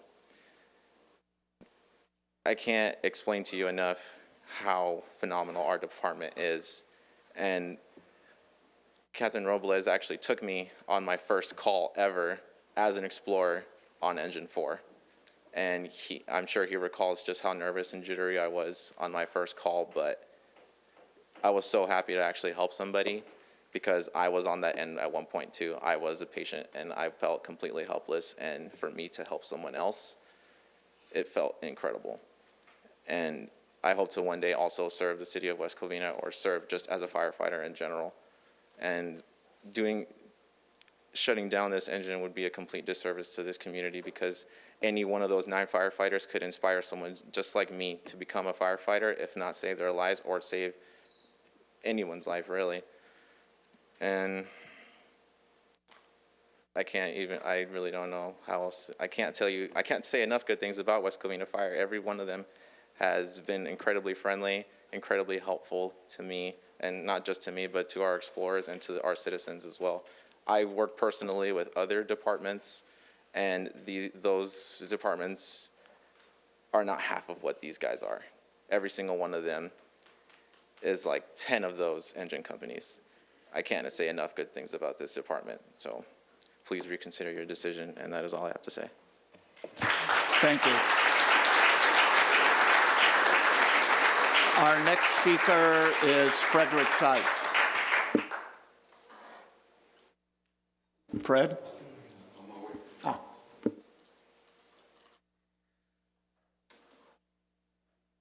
This is non-agendized, right? You didn't put down, it's an agendized item, then let's wait until we get to the agendized item unless you've also got non-agendized. I'm just going to speak and be done. Okay. Thank you.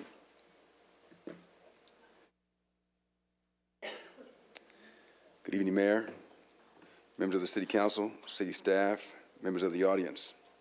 I am Frederick Sykes, 38-year resident, former mayor, and member of the West Covina Oversight Board. First of all, Mr. City Manager, thank you for the community participation search for the new West Covina Police Chief. Now, also at that event, a major question came up, and I see it's omnipresent here tonight. It was asked about understaffing, the turnover, and the departure. So it's good to see a few people concerned about the state of our city and being here tonight and speaking out.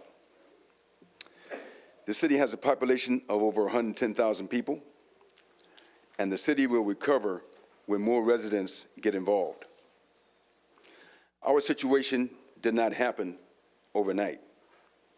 Some years ago, when we were not paying attention, some things were done that was not in the best interest of our city. Now, I've been involved since 2006, and some of my observations is that, first of all, we have a silent and not involved minority majority. That majority is quiet, and it is also quite a distance from its government. That minority is spending money in areas outside West Covina. That needs to stop. I ask my neighbors, please spend your money in West Covina, because the money spent in our city paves and makes our streets beautiful, clean, and safe, maintains city parks and sewers, our senior center, plus many other community services and programs. We need to retain our finest police officers and firefighters and key members of our city staff. However,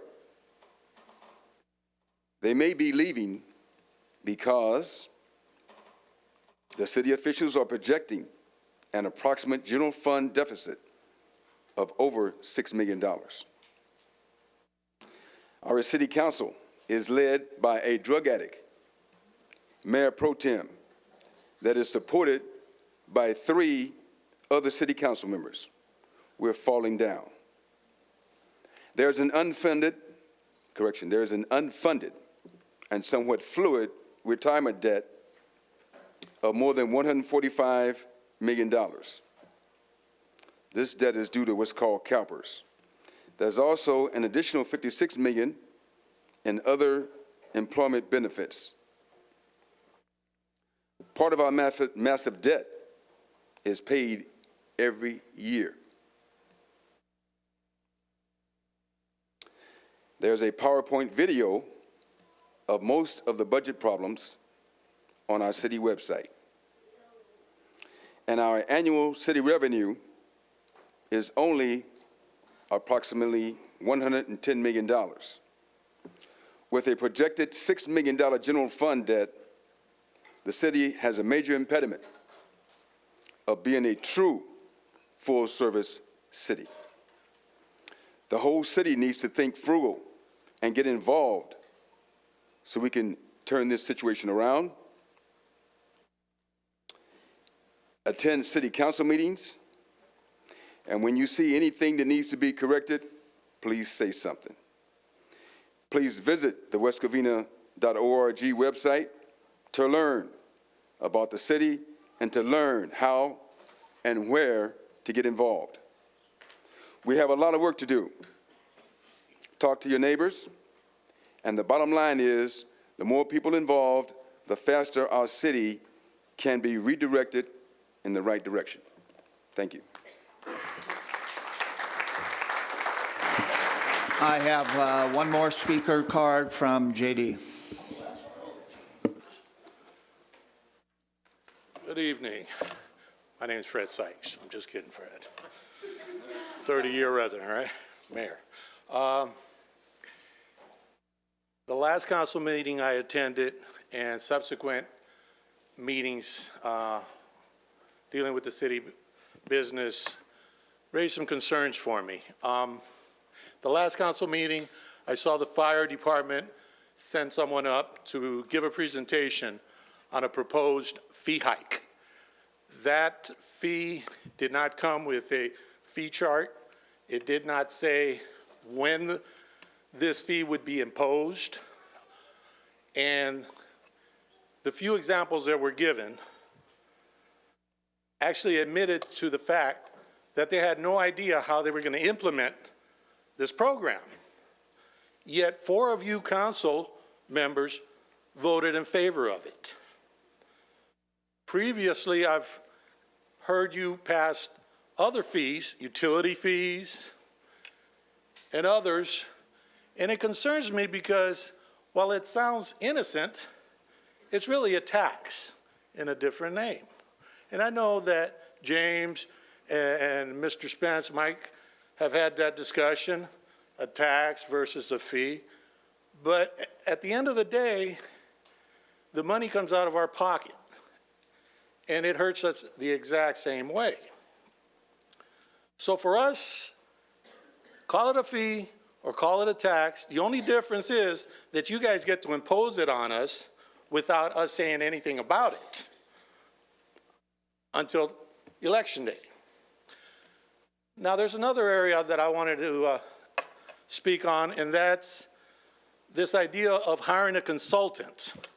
I also attended the meeting at Cameron Park with regards to the consultant to help us elect our next chief of police. This attorney, pretty inexpensive, $25,000 for an attorney. We're not getting too much for our money, I would suppose. I believe it was $25,000. Is that not correct, Mr. Freeland? I believe it was 26,000. I think probably 1,500, 2,000 of it went just that evening when he gave us kind of an idea of, or he entertained the community's input on what we expect from our police chief. But what really raised my curiosity was that I asked, well, why do we need a consultant? We have an HRD director, we have a city manager, and we have an attorney who could, and a pool of candidates in our current police staff that are probably very potential candidates to be our next chief. Why do we need to spend these $26,000 for a consultant? It just didn't seem to make any sense to me. Tonight I hear the fire department coming out and pleading that you listen to their need and the need of our community. Well, I say before you cut engines and you start to not staff our police department as where it should be, that you eliminate 4th of July, Arbor Day, concert at the park, all those crazy events that don't mean a hill of beans to me or to most of our community when it comes to our houses burning down or our kids getting shot. I think that should take precedence over the idea of, providing all these feel-good programs. In closing, I still got a minute here. I, for the life of me, would like to know why we hire directors to do the same job that you go out and contract an attorney to come in and do. I have a hard time wrapping my mind around why that need exists. Thank you.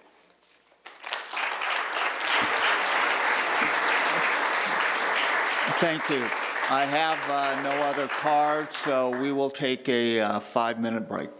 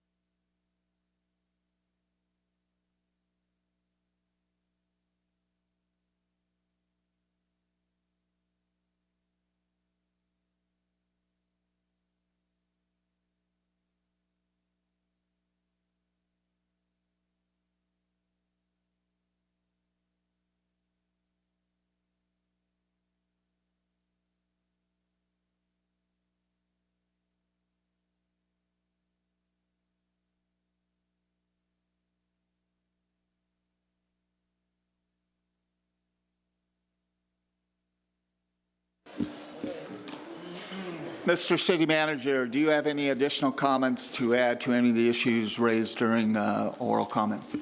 There are two. If I could have the city attorney first address the resident who spoke about second dwelling units first. Yes, thank you, Mr. Mayor. The item on the agenda this evening is the second reading of an ordinance that was given first reading at the last meeting. The state has mandated that we adopt looser rules for accessory dwelling units. We have adopted the best rules that we can under the circumstances. And so it's not that we're trying to add to the problem. We're not. But nothing in this ordinance will have the intent or the effect of legalizing any illegally constructed units. Those would still be subject to code enforcement, still require permitting and so on. Thank you. Thank you. Just in response to Mr. DeRue's comments regarding the adoption of new fees at your last city council meeting, all the fees, including those proposed from the fire department, were attached to the staff report and presented in table form. So they all fees that were adopted by the city council as required by law were adopted by the city council and attached to the staff report. In addition, with regards to the recruitment, I can share with you that, being in this business as many years I have, one of the most important selections a city manager or a city can make is the selection of its police chief. While I think there are hopefully very qualified candidates in-house that may wish to apply, there's no guarantee that they are going to apply, first of all. And the second thing is that by opening this recruitment up, it does allow for the city to get the best qualified candidate for the position, which is very important to the city and to the city council. We want to have the best qualified police chief, and that happens to be a candidate from in-house, so be it. But we do need, I do believe in the process, and we will go through a process that will include and has included community input, both through the community meeting, an online community survey, and there will be members of the community that will be part of the interview process. So as we move forward, I am confident that this recruitment will provide us the best qualified candidate. And it's not unheard of. Most cities, when they do recruitment of a police chief, do go out to recruitment.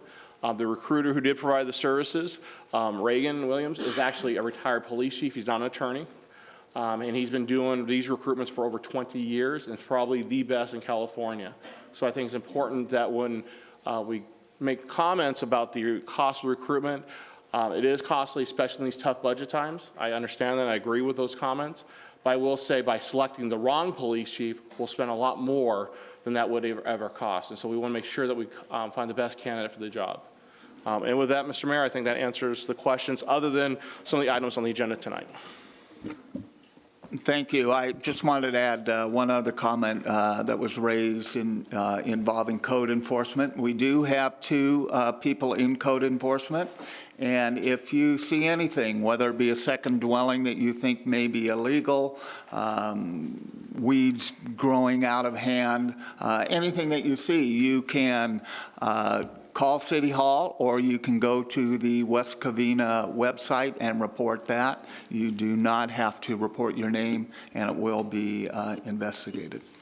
With that, we will now move to the consent calendar. Does any member of the council wish to pull any items for separate discussion? Mr. Mayor? Councilman Wu. Yeah, I want to pull the agenda number 7, please. Thank you very much. Councilman Johnson. Thank you, Mr. Mayor. There's two. I'd like to poll number 5, and I'd also like, I don't want to poll number 3, but I'd like to have it on record that I will be voting no on it. Okay, and also Mayor Pro Tem will be voting no on item number 3. With that, may I have a motion to approve the remaining items? That would be 1 through 4, 6, and 8 through 11. Oh, go ahead. So moved. Is there a second? Second. It's been moved by Councilmember Toma and seconded by Councilman Wu. Madam Assistant City Clerk, may I have a roll call vote, please? Johnson? Aye. Spence? Aye with a no on number 3. Toma? Aye. Wu? Aye. Warshaw? Aye. Motion passes on all but number 3, 5-0. And on item number 3, it is 3-2. We will now move to item number 5. Good evening, Mayor, council members. Colleen Rosati, elected city treasurer for the city of West Covina. Tonight, I'm reporting on the city investment report for the month ending March 31st, 2017. This investment report represents the city's cash and investment for the month of March, ending the 31st, 2017. This report is in compliance with the California Government Code, Section 53646, regarding the reporting of detailed information on all of our securities, investments, and monies of the city, as well as reporting the market value of our investments that are held. All of the investments contained within our portfolio are in full compliance with the Government Code, Section 53601, and the city's investment policy as to the types of the investments allowed. The city's investment policy was last reviewed and adopted by the City Council June 7th, 2016, and we are working on a new one coming up for your review shortly. As stated in the attached report, there is significant funds to meet the budgeted expenses over the next 6 months. The city's investment policy was set with primary goals of a portfolio to be managed with safety, liquidity, and yield. The city is currently utilizing Chandler Asset Management Fund company who is actively investing and managing with an approach with the securities are purchased but not necessarily held to maturity. And it may be actively traded based on the market condition and the city investment goals. The city's cash flow requirements are evaluated on an ongoing basis with short-term needs and accommodations to the city's pooled investment funds with the Los Angeles County Investment Pool. At March 31st, 2017, the city's investment portfolio had a market value of $52,953,593. Bond reserves are held and invested by the trustee. The investment of these funds is governed by the investment policy approved by City Council as part of the government document. As of March 31st, 2017, the city bonds reserve had a market value of $1,644,030. It is recommended that the City Council receive and file the investment report for the month ending June 31st, 2017. Are there any questions? Does council have any questions? Colleen, I do have one question on cash and cash equivalents. I understand why the checking accounts are non-interest bearing, but we do have one money market fund with Bank of the West. Correct. That is not even paying 0.1%. Correct. Do you know why we have $500,000 in there? This money market fund account with Bank of the West is for a letter of credit.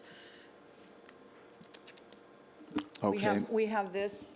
And so that's a requirement that we Yes, have that as a minimum while we have that letter of I credit believe the open. letter of credit is for $500,000, and therefore we started with $500,000, and we've earned $1,329 in interest since the investment was made. And are we allowed to at least pull that interest out? That would be something to ask them, possibly. I was at the CMTA conference this past week, and I did speak with them, and actually she was hoping that we would give them more money instead of take money. And why would I give them more money I'm with just the almost messenger. no interest? I'm just saying. Thank you very much. Are there any questions? And if not, do I have a motion to receive and file? Mr. Mayor, make a motion to receive and file. Is there a second? I'll second. It's been moved by Councilman Johnson to receive and file and seconded by Councilmember Toma. Madam Assistant City Clerk, may I have a roll call vote, please? Johnson. Aye. Spence. Toma. Aye. Wu. Aye. Warshaw. Aye. Motion passes 5-0. And we will now move to item number 7. Okay, thank you, Mr. Mayor. Okay, on the records, I am against district voting, but I have a question regarding, okay, we have no choice to hire this consulting firm to do, okay, the district mapping. The question, do we have a rep so I can ask him some question how professional he is so we can approve the $33,000 to hire this consultant firm? I'm sorry, do we have? This is item number 7. No, I did not ask him to appear this evening. He will be making a presentation to you with respect to the public hearing and so on. Doug Johnson is, Dr. Doug Johnson, is one of the principals of NDC. He's been doing this work for a very long time. I've worked with him for a number of other cities, and he is eminently well-qualified demographer. It's unfortunate that we didn't get more proposals, even though we really sought out. We reached out to basically everybody that does this in the state, and a couple outside the state, actually. So I can ask question regarding, okay, talking about demographic, how you choose the mapping, what district, and all the kind of issue we have. I can kind of summarize the process for you. What they do is they gather all the demographic information from both the United States Census as well as the California Community Survey and any decennial census data that we may have available, or mid-decennial census data.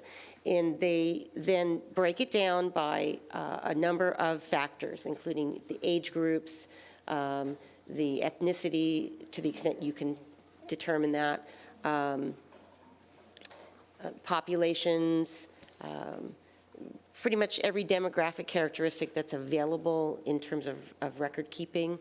And they use that information both to determine what the numbers are in terms of population of the various districts. And when I say districts here, I mean precincts, basically. And the people that make up those numbers, so that you can determine how to equally weigh population, how to equally establish population when you draw the lines. There's nothing in that demographic detail that tells us how to draw the lines. What he will do is sort of take public input on things like how do you, where are natural barriers between communities in the city, like the freeway is probably the biggest natural barrier dividing communities, but how also the members of the community see themselves in terms of their communities of interest, so that like peoples who might have like interests can be grouped together into districts. So it sounds like a more racial basis. You based on which race in which group, okay? It's not, race and ethnicity is one demographic factor. It is by no means the only one, and in fact, it would be illegal to base our districting solely on race. So, under federal law. So my questions will be, so what kind of base? If not based on the race, now you go to district, go to geographic, or you say about demographic. Okay? Yes, when you demographic, they're talking about what kind of nationality they are. Well, demographics covers more than nationality, and as I said, it includes things like the age of different populations. How many are voting age population? How many of them are citizens and who are not? You get all kinds of information about the different groups within the community so that you can try to decide what are the communities of interest, so that you can group people who have similar interest. Doesn't have to be based on ethnicity, but have similar interests in terms of how they like to see their community, what their concerns are about the community, and so on. But yes, geographics is very important because these districts are required by statute to be geographically compact, to be equal or roughly equal within 1% basically in population. They can't be drawn in such a way as to try and create artificial lines. They're supposed to be compact geographic districts, not squiggly lines drawn in circles. Well, I still have major concern about how to mapping about this district issue, okay? But I still have to prefer to to talk to this company rep, who is the person going to draw the map to us, because it's so important for our future. If we're going to have a 5 district, okay, then how you choose the 5 districts? Okay, what kind of boundary is the income, is the race, is how you say the interest? He won't be drawing anything until he has given a report to you and you've approved a community participation plan, and you'll hear the whole explanation from him about how he does what he does. Okay, thank you. Are there any other questions from the council? If not, do I have a motion to adopt the recommendations by staff for 1, 2, and 3? Yeah. Mr. Mayor, I make a motion to move item number 7, 1, 2, and 3 forward. And is there a second? 3. It's just 1, 2, and 3. Okay. I'll second. I have a motion by Councilman Johnson and a second by Council Member Toma to adopt the recommendations to the council, items number 1, 2, and 3, adopting the resolution number 2017-38. Are there any questions or comments? Well, I mean, I do think that Dr. Johnson and National Democrats, they've done a lot of it, and they don't represent litigants against cities. So to me, that was something that was very, very positive, that they're not these people that go around suing people trying to make money or to gain political power and all that kind of stuff. You know, I just want to say here, we're going to outline, and I'm going to vote for this, but we're going to outline a community participation part of it. And, you know, but in the end, I find it ironic that this council is going to ask for all kinds of community participation when we weren't willing to put this to a vote of the people when we had the chance on whether or not we should go to districts or not. And it's kind of disingenuous to say we should have the public involved in all these districts and all these tools so they can participate when we didn't give them a chance on the big issue of how representation in West Covina should be decided. So I'll be voting for this, but I still think it's shameful we didn't at least put it to a vote of the people when we had the chance. With that, Madam Assistant City Clerk, may I have a roll call vote, please? Johnson? Aye. Spence? Aye. Toma? Aye. Wu? No. Warshaw? Aye. Motion passes 4-1.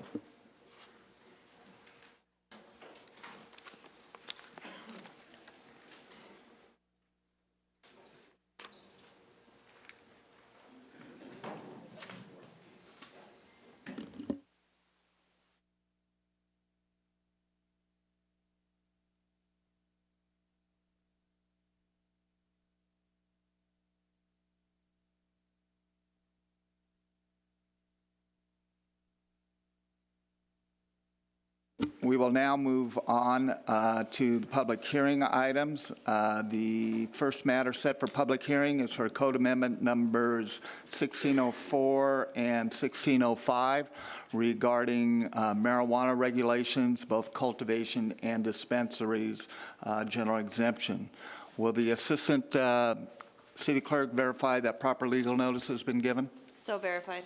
Thank you. Mr. City Manager, who will provide the report for the public hearing? Thank you, Mr. Mayor. Our Planning Director, Jeff Anderson, will be giving that report.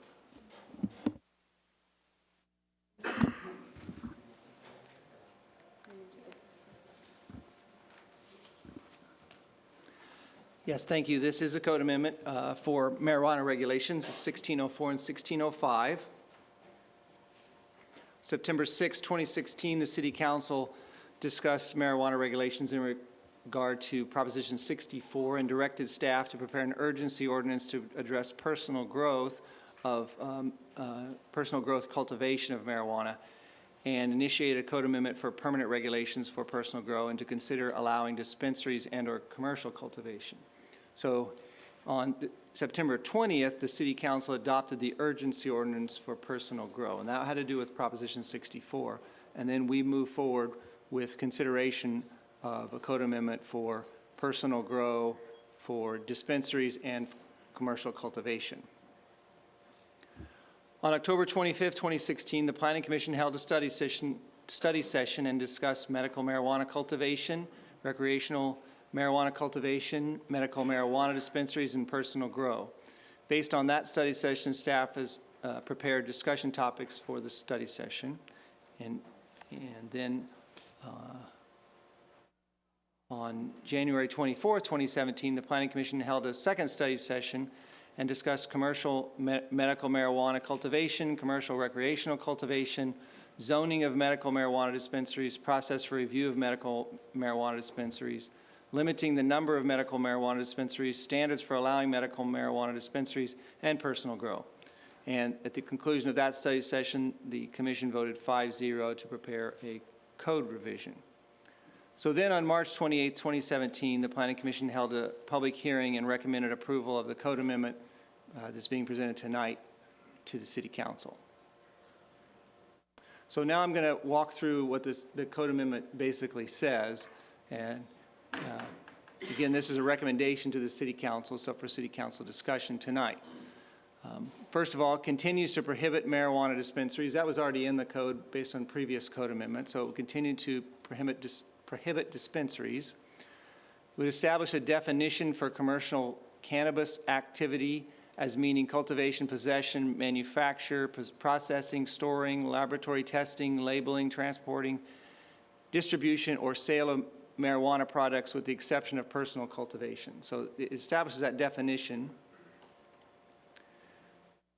It modifies the marijuana cultivation section of the municipal code to do the following: continue to prohibit commercial cultivation of marijuana, prohibit personal cultivation of marijuana outside, plants must be grown inside a residence, and then allow indoor cultivation for medical marijuana use by persons aged 21 or older.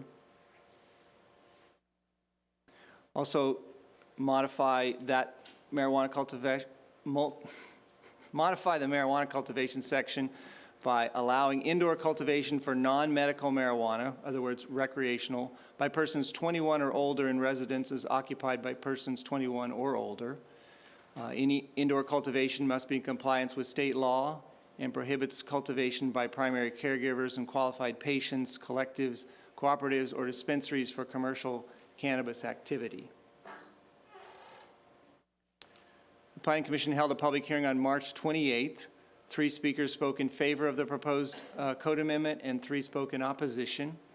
A representative from the City Attorney's Office reviewed the requirements under Proposition 64 and requirements for establishing a tax. The commissioners discussed that the code amendment was in compliance with state law and that the ordinance could be amended in the future as the industry regulations evolve. The commission voted 5-0 to recommend approval to the City Council. So by recommending approval, they would be prohibiting, they are recommending prohibiting all those uses except for personal grow within a household, up to 6 plants, as required by Proposition 64 and state law. And only for those, for medical marijuana can it be grown for 21 and older. And then if it's recreational, it can only be grown if it's 21 and older that are exclusively live in the house. In other words, if someone younger than that lives in the house, they wouldn't be allowed to do that. So an ordinance has been prepared to allow the City Council to adopt the recommendations of the Planning Commission. That's before you tonight. That concludes staff's presentation. Be happy to answer any questions at this time. Thank you, Jeff. And before I open this up to public comments, are there any questions by the council to staff? If not, I will open this up to public comment. And our first speaker is Steve Gresham.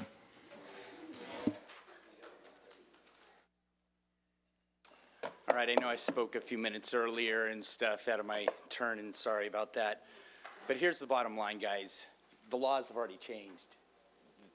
The Governor Brown's putting new legislation in place right now that's basically saying if a city doesn't make a permitting system, the state will do it for them. They need something that's from Northern California to the tip of Southern California the same. They can't have different in Southern California where everybody does it as banned, and in Northern California it's a working system.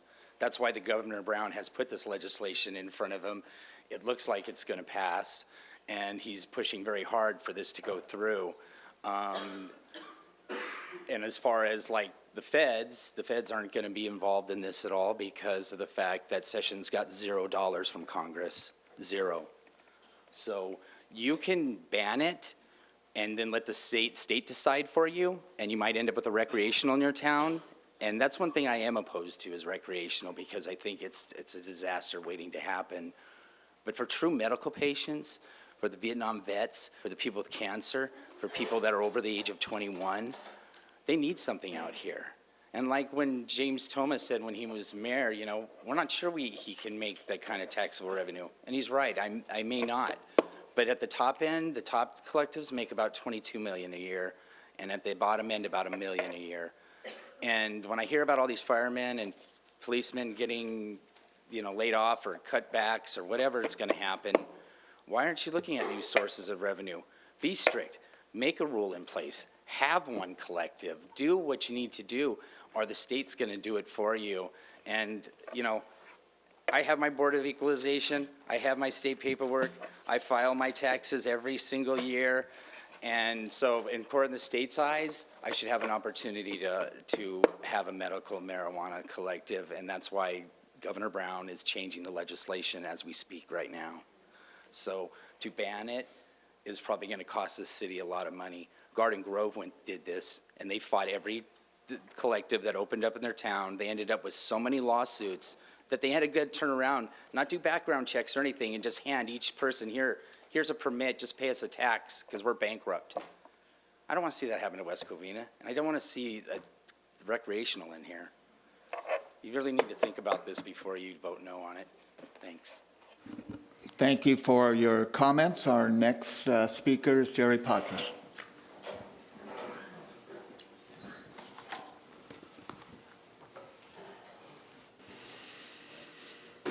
Hello, Jerry Patras. I'll just summarize my past. The comments have been, I am opposed to this. I do think that cities, communities should be able to have input into their community. I'm going to deviate just briefly. When I was in grad school, there was a theme in some of the public administration textbooks that this gentleman has just brought to life. Back then, on those themes, it was that local government is absolutely obsolete. Politically, it probably won't get to be eliminated. Regional government is more appropriate. And if we keep local government, its role should just be to mandate and implement state requirements. That is not the community I want to live in. I know people right now who have medical marijuana because they have cancer and other health issues. They're not having a problem getting it. I am bought legally with prescriptions, no problem at all. I live in West Covina, they live in West Covina. But everything's banned. No, I'm sorry, but it's no talk. Recreational marijuana is used in West Covina. I know people that are a little tired of their neighbors sitting in their backyard and the smoke going into their backyards, and they have young kids. I would like to see my city go very slow and let the other places deal with it. And just like the fire department, you can't make changes in the public sector easily.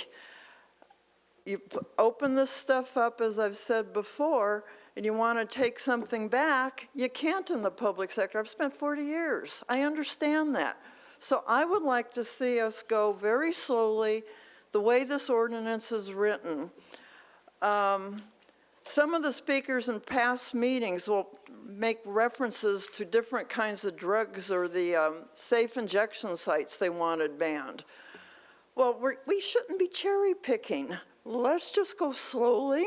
If Governor Brown does it, then we'll deal with it then, just like we did on the secondary houses and stuff, but it's our community. Go slow. Please support this. Thank you. Thank you, Jerry. Our next speaker is Jim Grivich.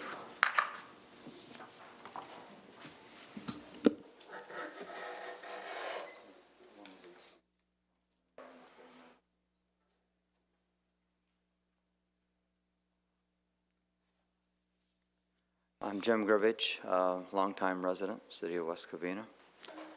I spoke to you last September about this particular issue, and this time I'm just going to do a quicker summary of some of the material that I spoke of last time. At the time, Mayor Toma made a comment when this was presented that he wanted to know what the residents thought about marijuana. So I took it upon myself to talk to 53 of my residents.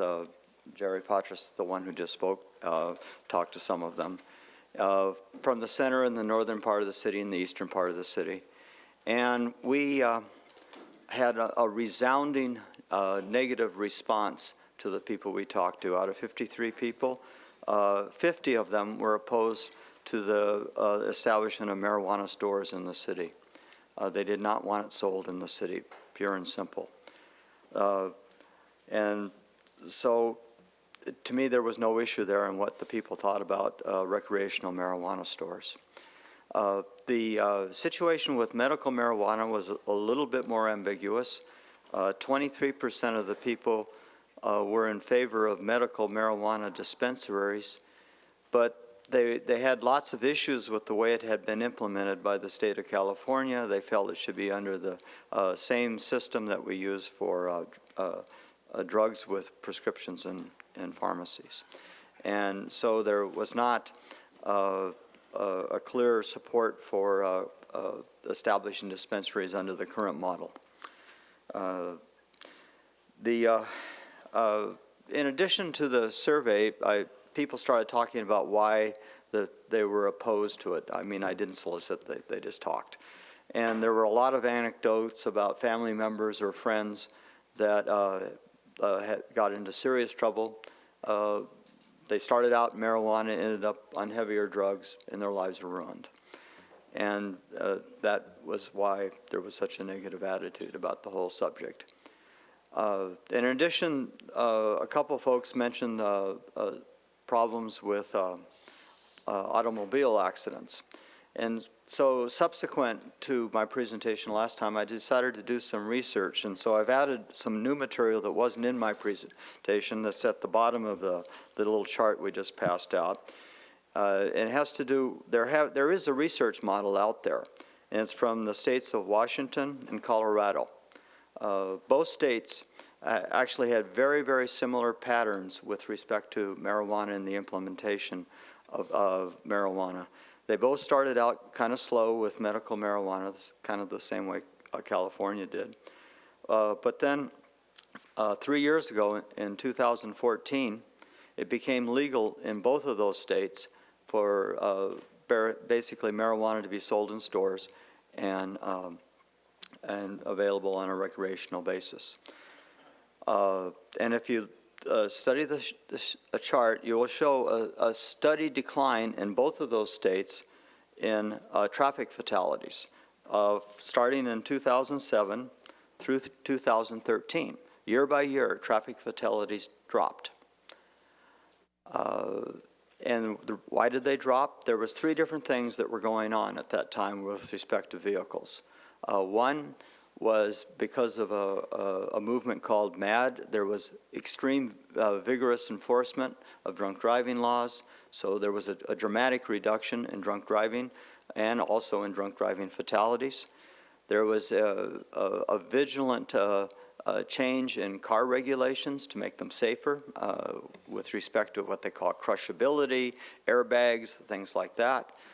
And there was also some changes with respect to the street construction. In other words, they made the barriers softer, they got rid of trees and all kinds of things that actually were killing people. But all of a sudden, in 2014, in these 2 states only, there started to be a rise in traffic fatalities. And the thing that was correlated with that was the legalization of marijuana and the public sale of marijuana. And as you can see by looking at the charts, that increase in fatalities has been steadily increasing ever since. So as was said earlier when we were talking about the fire department, implementation of free and easy marijuana sales will result in deaths of quite a few people. And some of them will be in our city. It'll be that simple. Thank you. There's a question for you, Mr. Privilege. Yes, but I'd like to know out of the age group that you surveyed, the 53, what was the average age group? The average age of the people I talked to was, I would say, 40, 45. There was a pretty, they were mostly homeowners, so there weren't too many young people. There was only, I think, one couple that was under 30. Most of them were 40, 45. Some were my age, 60, 70. Did you look at the election results for Prop 64 in your precinct? Yes, I did, and Was it different? It was different, and that made me suspect that there was something else going on. I don't know what was going on. I just asked people straight questions, and they filled out what their answers were on my piece of paper. By the way, I passed out those pieces of papers at the last meeting. I didn't feel the need to pass them out again, same papers. Because what were the results in your precinct then? The proposition was almost dead even. It was voted in favor of it by a few votes. It was very close to even in my particular precinct. And these people were in my precinct. So I was surprised by that. And I've been wondering about the integrity of the election process ever since. When people tell me one thing and then the tally and the votes are different, that's a whole side issue. Yeah, no one ever lies when they talk about voting. You know, Thank you very much, Mr. Privilege. Our next speaker is J.D. I thought I'd give a second chance to come up here. I'm amazed how we have been insidiously desensitized to the harm of drugs. Do any of us believe that marijuana is not a gate drug?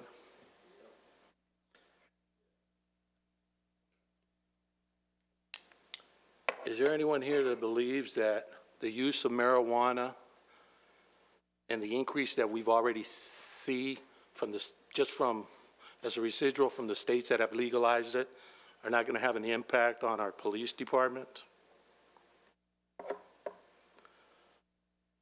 They talk about how it's going to fill our coffers with money. Are you forgetting to consider that it's illegal money? You may have a governor that's cramming this down the city's throat, but the fact is that the federal government has classified it as an illegal substance and has made it a cash-based only merchandise. Banks don't transact EBT business with marijuana dispensaries.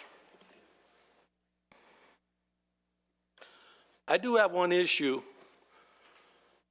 with the recommendations to the council, and that's the growing of it indoors as opposed to outdoor. Unfortunately, it's beyond our control. It is the law. The governors and the people have spoken, so that's fine. I oppose it 100%, but I'm willing to honor it to the extent that the law obligates us. And that's what I think you council members, that should be your position tonight. And I don't see anywhere it says that you have to obligate those that are using it for medical purposes to have to succumb to additional cost by being obligated to grow it inside their homes. If it's legal, and since the city does have rights to put some restrictions, seems to make common sense to me that they can at least be allowed to grow it in their backyard.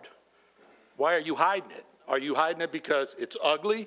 Because you really don't believe in it and you rather keep it inside the house, so out of sight, out of mind kind of deal? Be sincere with your logic.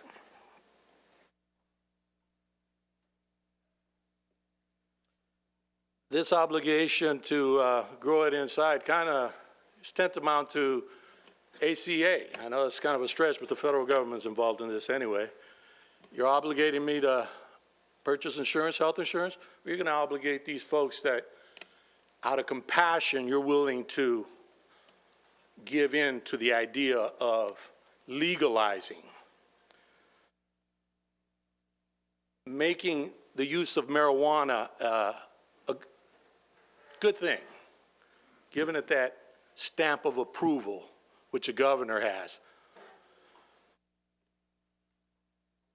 I think you need to be consistent as far as the law, because you have no choice there, but certainly you need to also understand that opening up dispensaries will only aid in what the governor's already set up, increase the black market for the use of drugs. Why am I going to go pay $100 for a gram or an eighth of marijuana at a dispensary when I can get it from my neighbor or from the drug dealer down the street who grows it in his home and sells it at the park for half the price? This stamp of approval that the governor has given and that you are being asked to consider in one way, in one fashion or another, is going to help in furthering the use of marijuana. Don't kid yourselves. All of us have grown through the 60s. We've seen the effects of marijuana personally and in our families. So let's not kid ourselves and pretend that this is just for medicinal purposes. That's just the con, and that's why the vote came out the way it did, because it was appealed to the emotion of the people of California rather than the logic that has governed the control of this substance all along. Thank you. Thank you. Our next speaker is Abdul Ahmed.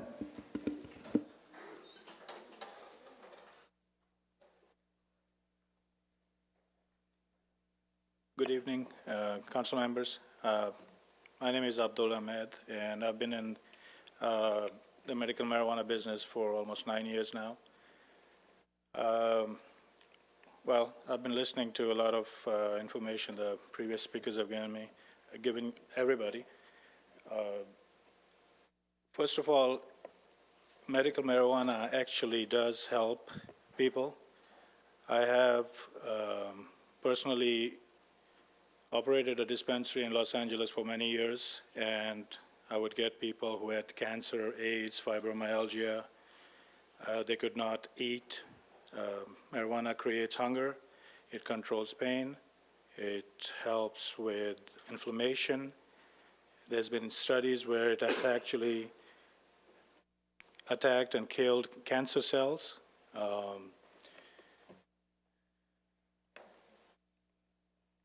I believe it's a matter of, well, there's two things that I'm sure the city would be looking at. One is, of course, is it really that bad as it's portrayed to be? And secondly, what is the benefit to the city?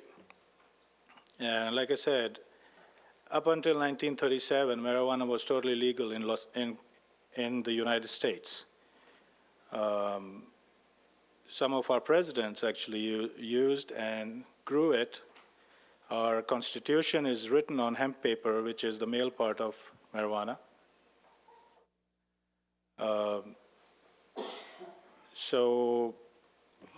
And there has been many studies that show that it helps people much more than the opioids that the pharmaceutical industry has been giving us for many, many years. Someone said that the governor of California is doing this new laws or whatever have you.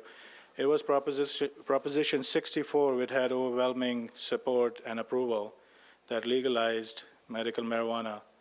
Recreational marijuana. Medical marijuana was approved in California 20 years ago. 21, sorry, with Proposition 215. Los Angeles right now has over 1,400 tax licenses issued, and at least there's over 1,000 dispensaries functioning in Los Angeles right now. If you look at the crime rate in Los Angeles, violent crimes, it has not gone up. I don't have the actual figures, but I do know that it has gone down. It's a win-win situation for the city. If there should be a honest discussion about it, and we're not saying that it's for everybody. We're not saying everybody should use it. If someone, like I have 4 kids, I am concerned about my kids using it, but then again, what would stop them from going to La Puente, which has many stores, Upland, which has 9, Los Angeles, which has over 1,000? It's what we teach them at home, and if they're adults, then they can make their own decisions. I appreciate your time. Thank you.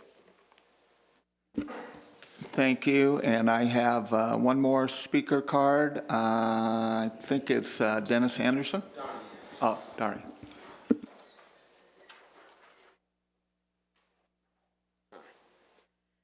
Good evening, Council. How you doing? My name is Donnie Anderson. I've been a resident of West Covina for the last 25 years. I'm from Los Angeles, California. I go to St. Stephen Missionary Baptist Church. I've been in the medical cannabis industry for the last 11 years. I helped Governor Brown write AB 266. When they talk about medical cannabis, we're not talking about recreation. I don't support recreation, even though I'm the chair of the NAACP and I help write a lot of the laws that deals with recreation. But I do not support recreation. I'm for medical. If you ever seen a child with epilepsy and you ever seen them react, my cousin that has autism, who's 46 years old and would never look my aunt in the eyes because medical cannabis gave him to be able to communicate and tell my aunt he's hungry and he's active. It's a difference when you look at it from this side.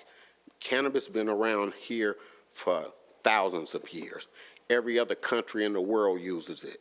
You can have an open wound and you can have a cannabis rubbed on your arm and it'll stop the bleeding.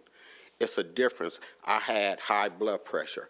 I haven't taken a high blood pressure pill in over 5 years because of medical cannabis. I am a patient, but I'm an advocate for it. And the best thing about it is being able to watch when my aunt and uncle passed from cancers. My mother lost her 2 brothers. My father lost his 2 sisters to cancer. To be able to help their life extend while they was going through their radiation, while they was taking cannabis, whether it was through a brownie bite or through intravenously. It helps, and it's real. We have 2 PhD from Johns Hopkins on our board. We have 2 biochemists that works with us, and we're working with Israel right now, who's been studying this plant since 1974. Everyone can say what it is, but under Prop 215, cannabis been legal before Denver even thought about it, before Colorado, Washington, Oregon. It's been here in Los Angeles. This is the epicenter of cannabis. Whether we want it or not, it is here to stay. Thank you. Thank you. Is there anyone else wishing to speak? If not, I will close the public hearing. And is there any comments from the council? Mr. Mayor. Yes. Thank you. I have a personal thing with medical marijuana. I mean, when I was going through my cancer real bad back in 2000, 2001, I actually took marijuana pills. Because when I was going through chemo, I lost my appetite to eat. And my doctor actually gave me medical marijuana pills for the hunger, and it does. It increases your appetite. I was able to regain my appetite for it. So I do believe there is a need for it. I do believe that it has to be really controlled really good. And I'm looking at, there's a few options here as we talk about. And the one option I would like for the council to consider, I'd like to make a motion on option number 3. Refer the code amendment back to the Planning Commission for further study and consideration of specific types of businesses in the city of West Covina. Is there a second? Motion dies for lack of it. Where are you reading this? Where are you reading that option? Page 4 of the staff report is where the options are.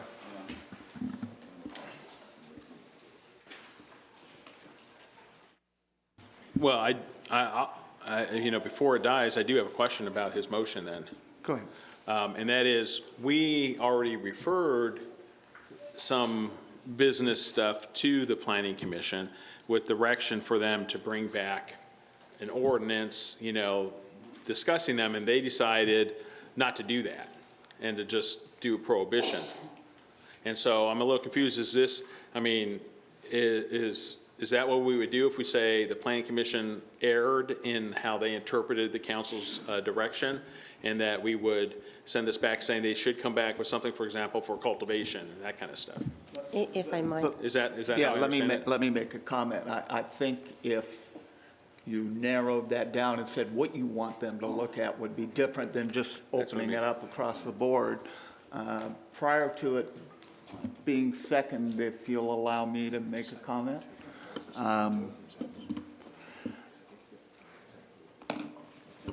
There is no doubt in my mind that the use of medical marijuana can help some people.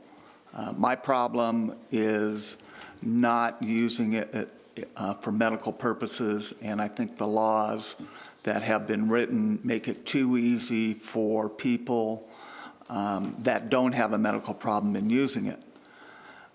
I don't believe the use in recreational marijuana is needed at this time. To me, it's no different than alcohol from a recreational use, although it might not be as debilitating in some ways. Not necessary, my opinion. I've heard tonight that the governor could do something. Well, the governor can do something on both sides. If I was only to allow medical marijuana and not recreational, they could do recreational too. So I don't need to do either of those. There are many dispensaries, and there will be many more. When I look at this issue, I don't want to add more problems for our police department. And there are many issues in Colorado and Washington because people need money to buy it. And I hate to say it, but some people don't have the money. And although violent crime is down, robbery, theft, burglary is up. It's up in our cities, it's up in Colorado, it's up in other areas. That being said, what I would like to see is this to go back to planning to look at inside cultivation. Inside cultivation will, number one, provide revenue to the city. Inside commercial medical cultivation. And what it will allow is for sales of medicinal marijuana to businesses outside of our city, which doesn't bring those individuals. There is no comment, I'm sorry. Number two, it will provide revenue if we allowed 1 or 2 in the city, in the industrial section, at least 600 feet away from our schools and our parks. It would probably allow us to do 1 or 2, which could add 2 to 3 police officers to West Covina. So I would like this to go back to planning to look at the possibility of the production of inside cultivation for medical marijuana only, commercial. Mr. Mayor, okay, due respect, I'm 100% against that. Okay, I don't think to do the commercial cultivation in West Covina, this can produce money to funding our police or firefighter. That is legit. I think it's just like somebody said, it's basically we're using the drug money to fund something we want to protect our city. Well, you have other way, bring the business coming in, rather than use the cultivation and the drug. Okay, and so I will 100% against this. Okay, I don't think this is the right way to produce income. Okay, I think we have other way. We try to put our children in the school, and now we're doing all these things, make it so legalized, and then we have attraction, temptation for the kid will be roaming on the street and try to do pot. I think we send the wrong message. Okay, and that we allow to do this commercial cultivation in West Covina. So I cannot support that. Councilmember Toma. Yeah, I'll also be opposing this. I mean, I think our planning commission, they looked at the different uses. I mean, they looked at dispensaries, they looked at cultivation, and their recommendation was no. And I don't want to confuse the use of medical marijuana with our ability as a city council to control land use. I mean, it's two different issues. As someone said, I personally have not heard somebody say who needs medical marijuana that they need to get it in West Covina or that it's a big issue for them. I don't think we're talking about dispensaries here. But even with cultivation, it provides potential problems in terms of how it's going to be regulated. It's still being figured out by the state.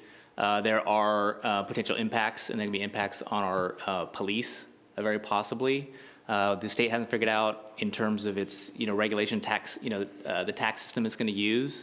So any ideas that it's going to be this big boon, we don't know that. And the people voted, by the way, I don't think we should all put this all in Jerry Brown's lap because it was voted by the people through a proposition. I don't know if he was for or against it, but the state is obligated by that proposition to now figure out a system to regulate it. It will have impacts on us. And one of the good things about the law is that it didn't impose this upon every jurisdiction, every local city in the state. And if you believe in local control, then I think you should be fine with the fact that some cities and some counties are going to adopt this. Humboldt County, I'm sure they're all over this. They're going to look to do all of it. They're going to look to do cultivation. They're going to look to do retail sales and whatnot. And there are places in LA County that I'm sure they're going to adopt this.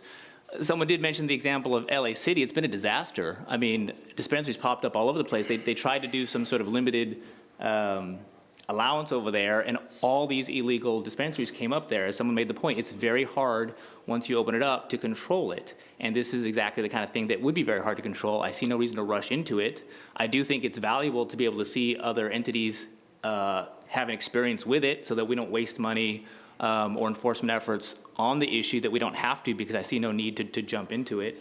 So I think there will be jurisdictions that do this, that will do the dispensaries, that will do cultivation, and we should watch and observe what their experience is. It could be a very negative one, it might be a positive one, but I don't see the need to do this. I also don't see the need to put this back on the Planning Commission because they already went through it, and their recommendation was to say no to cultivation and to dispensaries, and that's why I'm going to vote no.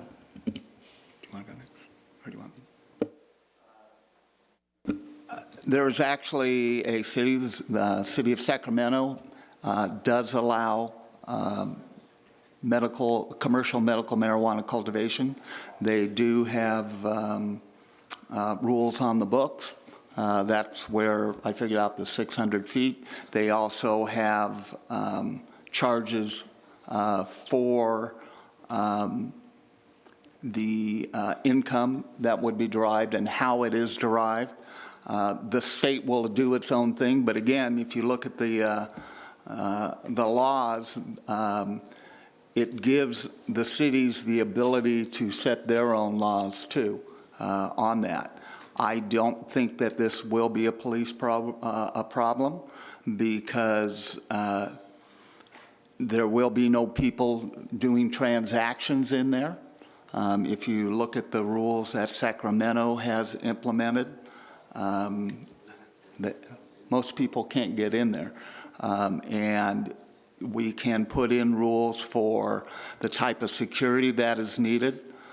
We can put in rules such as, do they have to have guards 24 hours a day? Do they have to have no windows? Do they have to have, some don't allow the use of natural gas because of the problem of explosion. They limit accessibility to it. So all of that can be put in place, and that's why you need someone to take a look at it like our planning. It wouldn't be the first time we have referred something back to Planning Commission. And I think it's a way to do something towards what the people said, because it is going to be here. Whether it's sold here or not, that's a different issue. But I think my personal opinion is I would like that to go back to the Planning Commission, and I will make that motion. Do I have a second? Mr. Mayor, a second. I'm sorry. Yes. Is that with the qualification that you gave earlier for, specifically for commercial? Commercial medical for sale marijuana outside? cultivation, right. Okay. I guess, you know, my comments on this are the same that they've been from the beginning, which is this is coming, whether you like it or not, and we got to get ready for it. And in fact, Mayor Toma, former Mayor Toma, and member of the, now how long have you resided here? I got to go through a list. You know, Councilmember Toma actually was a moderator on a panel just a month ago on this very issue. And every single participant on that panel, every single attorney, every person dealing with the city said, do something and get ready for it because it's coming. And so, you know, that's where I've always felt that we were at, is it's coming, whether you like it or not. You know, Jim, you know, you polled your neighbors, you know, Prop 64 kind of sends the message. In West Covina, a majority of people in the city of West Covina voted for Prop 64. We're not even talking about retail right now. We're just talking about medical marijuana right now, you know, but a majority of people that voted in 2018 in West Covina voted for Prop 64. So I think it's better to be proactive and be ready for it than wait and see what happens. So I do have a couple questions. I know Fred's going to run up and yell drug addict, because he doesn't want to debate the issue logically. But I have a question like, you know, there's bans in here, for example, on laboratory stuff. I mean, do we really have a problem if someone wants to set up a laboratory, you know, and there's going to be all kinds of laboratory issues related to this about content and that kind of stuff? I mean, why would we, can we include that too, to send back, to have laboratories, you know, be a potential business use of that? I mean, I would think, I mean, for the. I would accept to look at a lab within maybe the cultivation. Yeah, I mean, because there are going to be a lot of laboratory things that people are not going to see that are going to be certification and content and all kinds of stuff. And you know, that has a very limited impact, I think, on the community. So, I mean, I'll vote for this if it includes that, and then I want to talk a little bit about medical marijuana. But so I'll vote to send cultivation and laboratory back for them to develop guidelines for, if that's what the motion is. And then we'll talk about the other. So is there any other comment? Yes.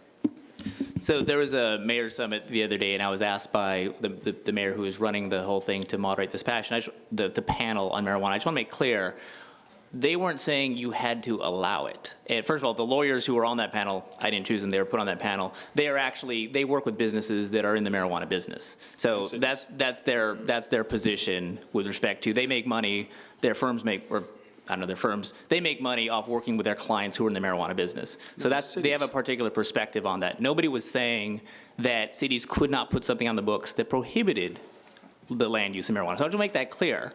But they were saying, if you're going to do something, don't just sit there. You got to do something. You got to put something on your books, because otherwise, if you wait too long, then yes, the state can set the laws for you. But there was nobody on that panel ever said you cannot prohibit it through your own issuance of your own ordinance. And they were speaking to a crowd that was generally interested. Well, if we're going to do something, what do we need to do? And the impetus was, well, you need to put something on your books, even though the state law has not been fully vetted out. The regulations aren't done, because they're still in the works right now.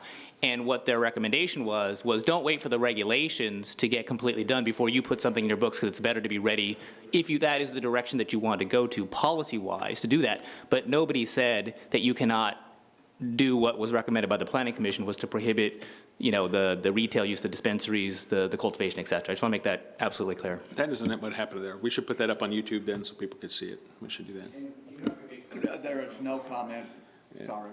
So, I mean, if we can add that, I do want to talk about and see if there's willingness on the council to do something to start developing regulations on medical marijuana collectives. But I'll do this first and then ask on that. It's been moved by myself as mayor and seconded by Councilman Johnson with the amendment by Mayor Pro Tem Spence. May I have a roll call vote, please? Johnson? Aye. Spence? Aye. Toma? No. Wu? Nope. Warshaw? Aye. Motion passes 3-2. Okay. Is there any interest in doing something about how we deal with the retail end of medical marijuana? I mean, is there any interest from anybody? I have From any other council members? In a laboratory, with a laboratory. Okay. He said two different things. With that, we will move on to the next item. What do we need to approve? There's the other recommendation, though, that they had in there for personal medical use, didn't they? It was just a recommendation, we already.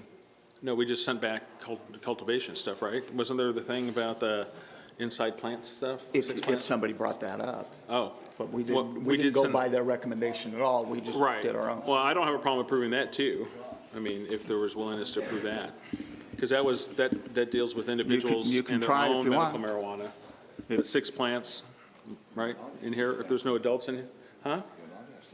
We already adopted in November, or October, I guess it was, laws that would allow for the inside cultivation in conformity with. Okay, then why was that listed as one of the recommendations on item 2? Was that in the second one? That was being reestablished is Oh, I part of see. the entire ordinance. But that was already approved? Yes, sir. Okay, thank you. With that, we will move on to the next item, which is item number 13. Mr. City Manager, which is Declaration of Impasse Firefighters Association. Who will give the report on that? Thank you, Mr. Mayor. I'll go ahead and give a brief report and ask the city attorney just to talk about what the process is for the declaration of impasse and the significance of that. Tonight, the City Council is hearing before them the declaration of impasse regarding the change of the staffings for the West Covina Fire Department. Specifically, the city is proposing to eliminate an engine company, and in place of that, an engine company and the use of the city's ladder truck, and put that into reserve. Eventually, with the delivery of the new Quint, which will be on hopefully service here in the next 60 or so days.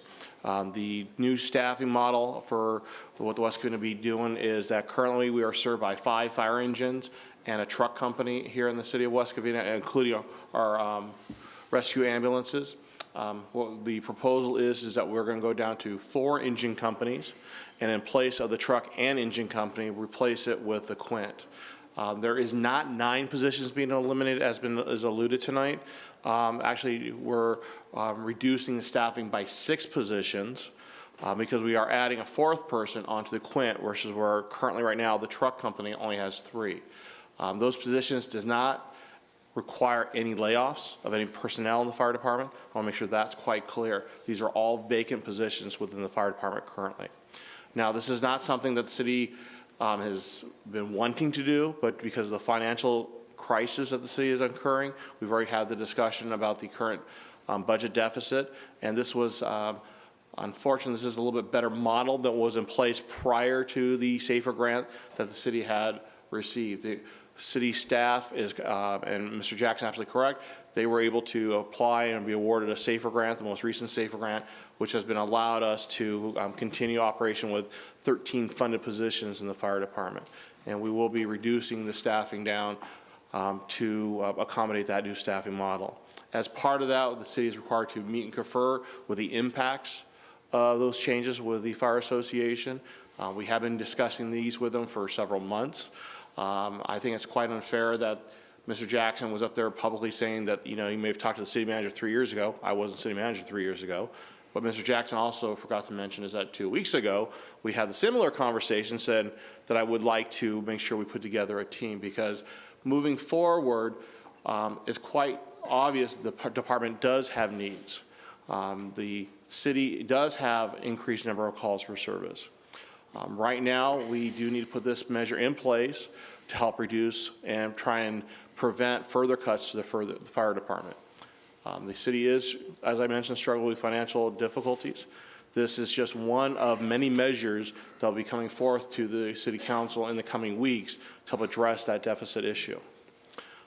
In the future, is my hope to work with the Fire Association as well as fire staff to look at what the future deployment should be.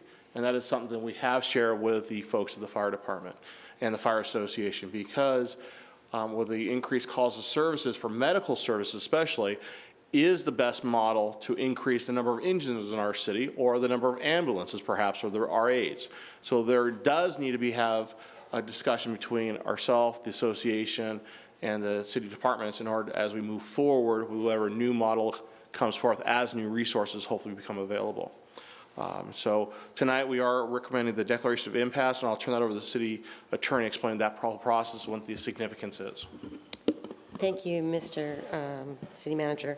Mr. Mayor, members of the council, when we are required to meet and confer regarding impacts, as we are in this situation, we are required to do that in good faith and to both make and consider proposals from the association to see how we can make them work.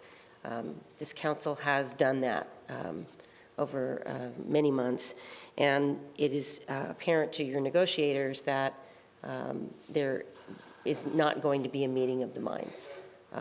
We have made every offer, you have made every offer that you feel that you can.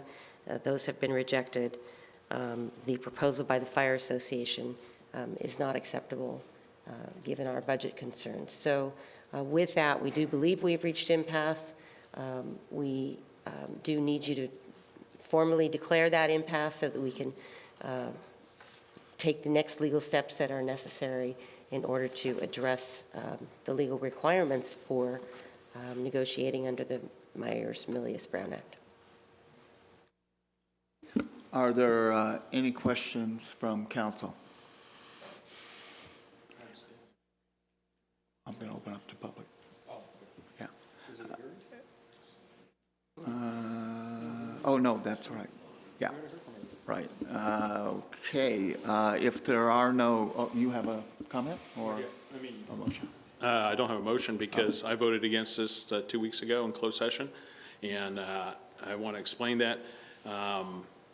One, I was upset that the city decided without council direction or approval to not seek another safety grant, a safer grant. And two, you know, we're right in the middle of our budget process, and I felt that we should be able to carry this until we actually have the whole budget process and figure all our needs out rather than to do this earlier in May. So I'll be voting against this item as I did 2 weeks ago.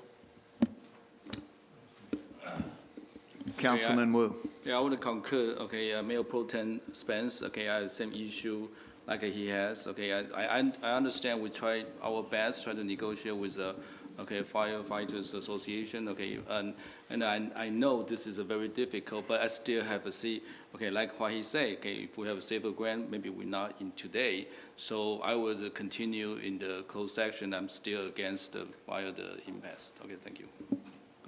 Are there any other comments? I will make a comment. We have negotiated. We have not been able to reach an agreement. We can't go into the details of that. What I will say is there is a process if you can't make an agreement, and that process is quite drawn out. If we don't go to impasse now and we wait until after, we are could be incurring a lot of additional costs where the city, frankly, from what I've seen so far, doesn't have those funds. Currently, we have a general fund which pays for our police and fire for the most part, especially the salaries, of about $60 to $61 million. 74% of that goes for police and fire. You could cut just about everything else we do and still not have the money, because most of the events that we have are paid not from general funds. They are paid from special funds that you cannot use to pay salaries, especially for our public safety. And those costs will continue to increase. When we did the SAFER grant, it was told at that time that when that SAFER grant goes away, those positions could go away. That was part of the agreement with all of the firefighters that we helped. Do we want to get rid of all of them? No. Do we really want to get rid of any of them? No. But there is a financial crisis, and it's the responsibility of this council to meet those financial needs. And because we haven't been able to come to an agreement with this union, I think we need to go to impasse now. If something happens that changes our budget, that can always be changed at that point in time. So I will go ahead and make a motion to move forward with item number 14. Or excuse me. Yeah, item number 13. Is there a second? I'll second. It's been moved by myself as mayor and seconded by Councilman Mr. Mayor, Toma. before you vote on it, may I make a statement? Yes. You know, I'm sad that I do have to vote on this tonight because we are in a financial situation here. It's the same reason why I voted for districts. If I didn't think it would cost us $4 to $6 million in a lawsuit, I would have voted no on districts. Could I take the chance of our city going that much in debt on a lose-lose situation? No one's won yet. I couldn't take that chance. That's why I voted for districts. And unfortunately, tonight, we don't have the funds. We have to do something. I hate to see it, but I will have to support it. Thank you. Thank you. If there, Councilman Toma. Yeah, thank you. Would there be more discussion? I know, this has not come as a surprise out of the blue. There have been discussions and talk about the staffing model for some time now. But will there be more discussion of because I'm sure there's questions that have come up about the staffing models and whatnot at the budget sessions or in the future? Will there be additional opportunities in the future where, because I'm sure questions will come up in the public about that to discuss what these proposed changes are? Certainly during the budget presentations, if members of the public wish to ask questions about them, they'll be more than happy to present them and what the changes are, just to educate the public at those budget meetings if they're not the same audience, but yes. If there are no more or no other comments by council, will the Assistant City Clerk please do a roll call? Johnson? Aye. Spence? No. Toma? Aye. Wu? Nope. Warshaw? Aye. Motion passes 3-2. We will now move forward with item number 14, which is a report that was requested by Mayor Pro Tem Mike Spence.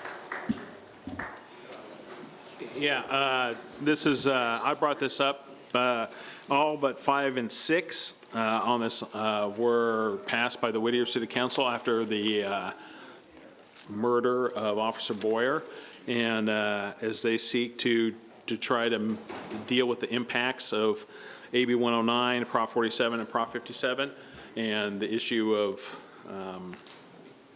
the early release of criminals. And so, again, 5 and 6 were not part of that. Those are 2 other bills that deal with evidence and revoking of probation. So I don't know if anyone has any questions. I'd like to move them all together as a package, but if someone wants to take them out, that's fine too. But I think, we have to, as cities, start to fight back against what the Sacramento and what's happening with the redefinition of nonviolent criminals are actually real live criminals, violent criminals that do harm in our society and, break into homes and hurt people, and we have to do something about that. And if cities will stand up, maybe we'll get enough attention to reverse some of that in Sacramento. So that if somebody, it's a motion to do all 7 unless somebody wants to take one of them out. I will second that motion. And with that, are there any comments? Yes.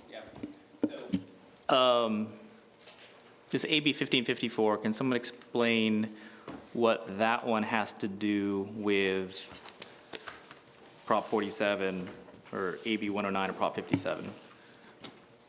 Well, I know that bill has changed in one particular form, but what it does is it actually makes it easier to use evidence of previous incarceration and previous reports, to use that in evidentiary trials and to use that to revoke probation rather than having to dig up the live witnesses. They can actually use the reports that were issued on them, especially in dealing with patients that have mental illnesses. And I think that's why the San Diego District Attorney is behind the bill. If you want to take that out, that's fine. I don't see where, I mean, we can talk about it separately. Okay, yeah. So you want to do that motion without this one? Yeah, okay, that's fine. Are there any other comments? It's been moved. I'm being nice. I know I had the vote. And seconded to look at items number 1, 2, 3, 4, 6, and 7 to be agendized for further discussion. To pass all actually, those, yeah, to, right. Except for, Yeah, I take that back. Yeah, Fong's bill. 1, 2, 3, 4, 6, and 7. Roll call vote, please. Johnson? Aye. Spence? Aye. Toma? Aye. Wu? Aye. Warshaw? Aye. Motion passes 5-0. And I'll go ahead and move, we support AB 1554. I didn't make the motion just now. A second. So again, what is this? Can someone explain what this does and what this has to do with those propositions? It's in here. Yeah. Look on page. So to me, I mean, when I'm reading it, am I reading the wrong analysis? Because it's talking about civil commitments, not criminal probation, and about the use of documentary evidence in the hearsay rule. I don't see, I'm looking at the attachment number 4, which is an analysis by the Assembly Committee on Public Safety, as amended We're on April the 17th. on the April 17th. Am I looking at the wrong one? I'm looking at AB 1554, Right. Fong's summary on the first, second, third, fourth page. Okay, hold on. So you're looking at attachment number 3? It is not the attachment. It is actually, oh, is that attachment 3? Yeah, attachment 3. Oh, right, yeah. 4 is the Assembly Committee. Yeah, page 4 of 6. It says this bill would allow it allows documentary evidence to be used in a hearing challenging a determination by a board of parole hearings that an inmate is mentally disordered and a commitment proceeding. And the person being tried for a crime has been convicted of a prior crime. Because you have the issue, if you can't produce the live witnesses, you can't suddenly prove that these people have done multiple crimes, but you can use the documentary evidence of incarceration and other things in order to deal with that. This is for civil commitments, right? This is not criminal actions. These are for civil commitments of people who have some convictions. So this has nothing to do with Prop 47 or probation. It does have something to do with it because it deals with repeat offenders.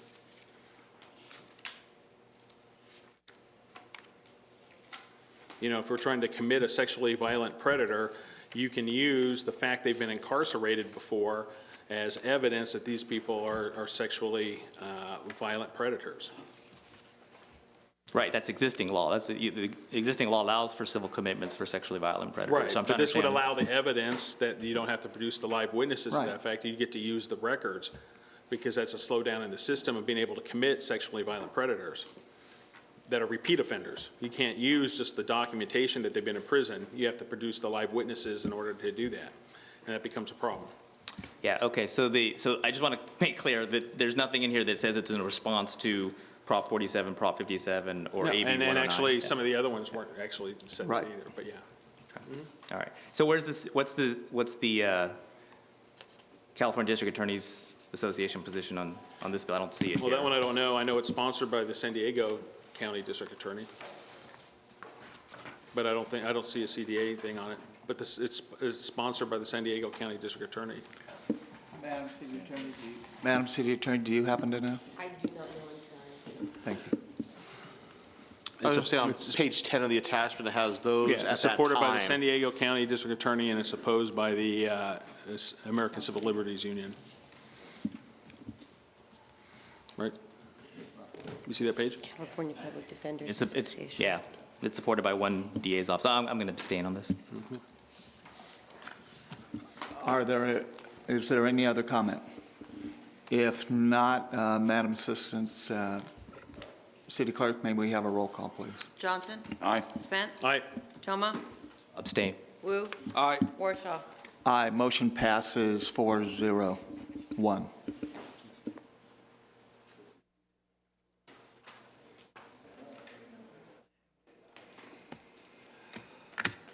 We will now move on to,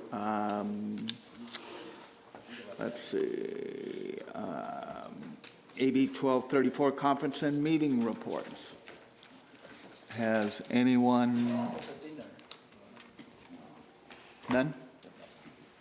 We have no AB 1234 reports. Are there any council member comments? Yes. I just wanted to announce to the council, as you may or may not know, the last meeting of LA Works is next Wednesday, a week from Wednesday, and LA Works will be officially defunct at the end of the month. I want to thank the council for having me serve on that particular board. And as you know from stuff in the press, how it's unfortunate that CalPERS won't use their fund for terminated programs, since they're the ones that are terminating it for those people that work for LA Works. Their CalPERS pensions are being cut, as you know, and but that should all be wrapped up hopefully on May 31st. So again, thank you, council, for placing me and keeping me on that board. Councilman Wu. Thank you, Mr. Mayor. I forgot one thing, is just, okay. This coming Saturday, South Hill Academy has a 60 years, anniversary for their, school. So, everybody's invited for their celebration, and especially City Council and the Mayor. I think they always send an invitation to us. So, would you please let me know who's coming, who's going? You're going, and anybody's coming? It's Saturday, I think I forgot what. Yeah, time. we were all, I think, given You notice guys all by have, Barbara. everybody invited. It's a 60 years of their Right. annual celebration, so it's a big day. And we'll be So giving them everybody's a welcome. Okay, thank you. One other announcement, there's a lot of things going on the 13th, and before we all come back, we have the Touch a Truck, we have the one at the Westville, the 5K, and we also have Relay for Life. So that's going to be a busy day, so. Yeah, I was going to talk about Relay. Relay for Life, for those of you still in the audience and watching on YouTube or every other means that we do have available. The Relay for Life, as most people know these days, is in the support of getting a cure for cancer. We are so far down from donations last year. And I think part of it is because there are so many events, and maybe some of it is that it hasn't been publicized maybe as much as last year. Most of this council has already made donations and will actually be out at Edgewood High School. It starts at 10 in the morning and goes until 10 o'clock at night. Some of us have made a commitment to try and do 100 laps. Might kill me, but I will try. I think James is doing a 5K before it and then going to do another 100 laps. I'm willing to watch. We'll only let you watch if you make a donation. But please support it if you can. It really goes to a good cause. And I would really appreciate it, even if you only give $1 or at least come out and support us. The other thing I want to do, as many people know, this last Saturday was Community Service Day. And we had, I think, over 300 volunteers out at many locations throughout the city working in some instances, it cost some of the groups to get equipment and do things. I know it cost me a lot of soreness. I was working on a residence that the individual who had been living there, I think, had been a hoarder for 20 years. We filled up 3 of the large bins from Athens that, you know, are like a semi, and needed another 3 bins. It was a lot of trash. There were probably 30 or 40 of us working on that house. And so I want to thank all of those people. Plus, we did another location, another house in need, and I think they did 2 or 3 bins worth, so I want to thank Athens for providing those bins. I want to thank the other, and maybe city manager can remind me who were some of the other partners that contributed either monies or equipment or services. Well, sure. We had West Coast Arborists out there helping out one of the homes, volunteers from a variety of different civic groups and organizations, including Faith Community Church, Kiwanis, West Covina Improvement Association. What's that? Rotary. Yes, our West Covina Youth Council, of course. City staff, I was out there in force as well. And I'm sure I'm missing others, so I apologize, but. And a lot of just individuals from the city helping out. Absolutely, just showed up, wanted to help and give back, so that was wonderful. It was great. It was a great time. And who provided the food? That was actually, we had a barbecue that was provided by staff at the senior center. And it was actually very good, so. Again, Say like we're stunned that staff provided good food. We have an award-winning chef at our senior center. Remember that? We do. And everybody was commenting how good everything was. Of course, I think they were also real hungry after all the work that they did. But again, I want to thank everybody, and we will be holding another one next year. And so I would like to see 500 people out there because we can really use that. Just Yes. a reminder, we have our budget hearing next week on Monday the 8th, 6:30, back in the City Council chambers. And Councilman Toma, you had some remarks. So I wanted to echo the comments about the Community Service Day. It was really great, and thank the clubs and faith community. Will we do like last year? Will we bring those organized groups to the council to recognize them because they brought so many individuals out? It'd be nice to recognize them for their efforts. And then on May 13th, in addition to the Relay for Life, which we will be at, the Rotary Club is doing the Heart of the Valley 5K at 8 o'clock that morning. So I believe the Relay for Life starts at 10, right, which is perfect timing. Yes, exactly, perfect timing.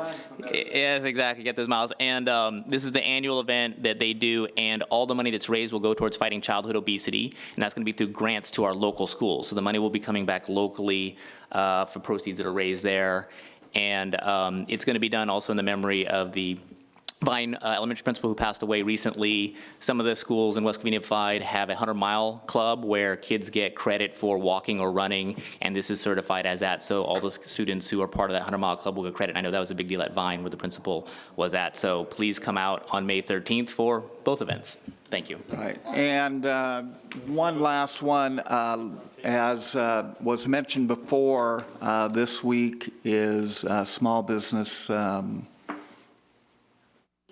Week, right. I was trying to put more into it than there was. And last night, we had the Director of the Small Business Administration for Los Angeles, Ventura, and Santa Barbara counties there. We had, I think there was probably 40 to 50 people there from multiple businesses, small businesses throughout the city. Plus, we had University of Laverne, who is actually has classes available for individuals to learn how to start up and operate a small business, and I would highly recommend that. We had the East San Gabriel chapter of SCORE, which we now have located right here. They, I think this last year, taught over 70 individuals how to better operate their existing business or start new business, with about 70% of them showing growth in their newer business this year. So if anyone is thinking of opening a business or needs help with their existing business from marketing or anything else, please call the city and ask for SCORE, and they will be more than happy to help out. So again, thank you to all of those that attended. If not, we have already mentioned our adjournment, and the city council meeting is adjourned at 10:31. Hey, very good.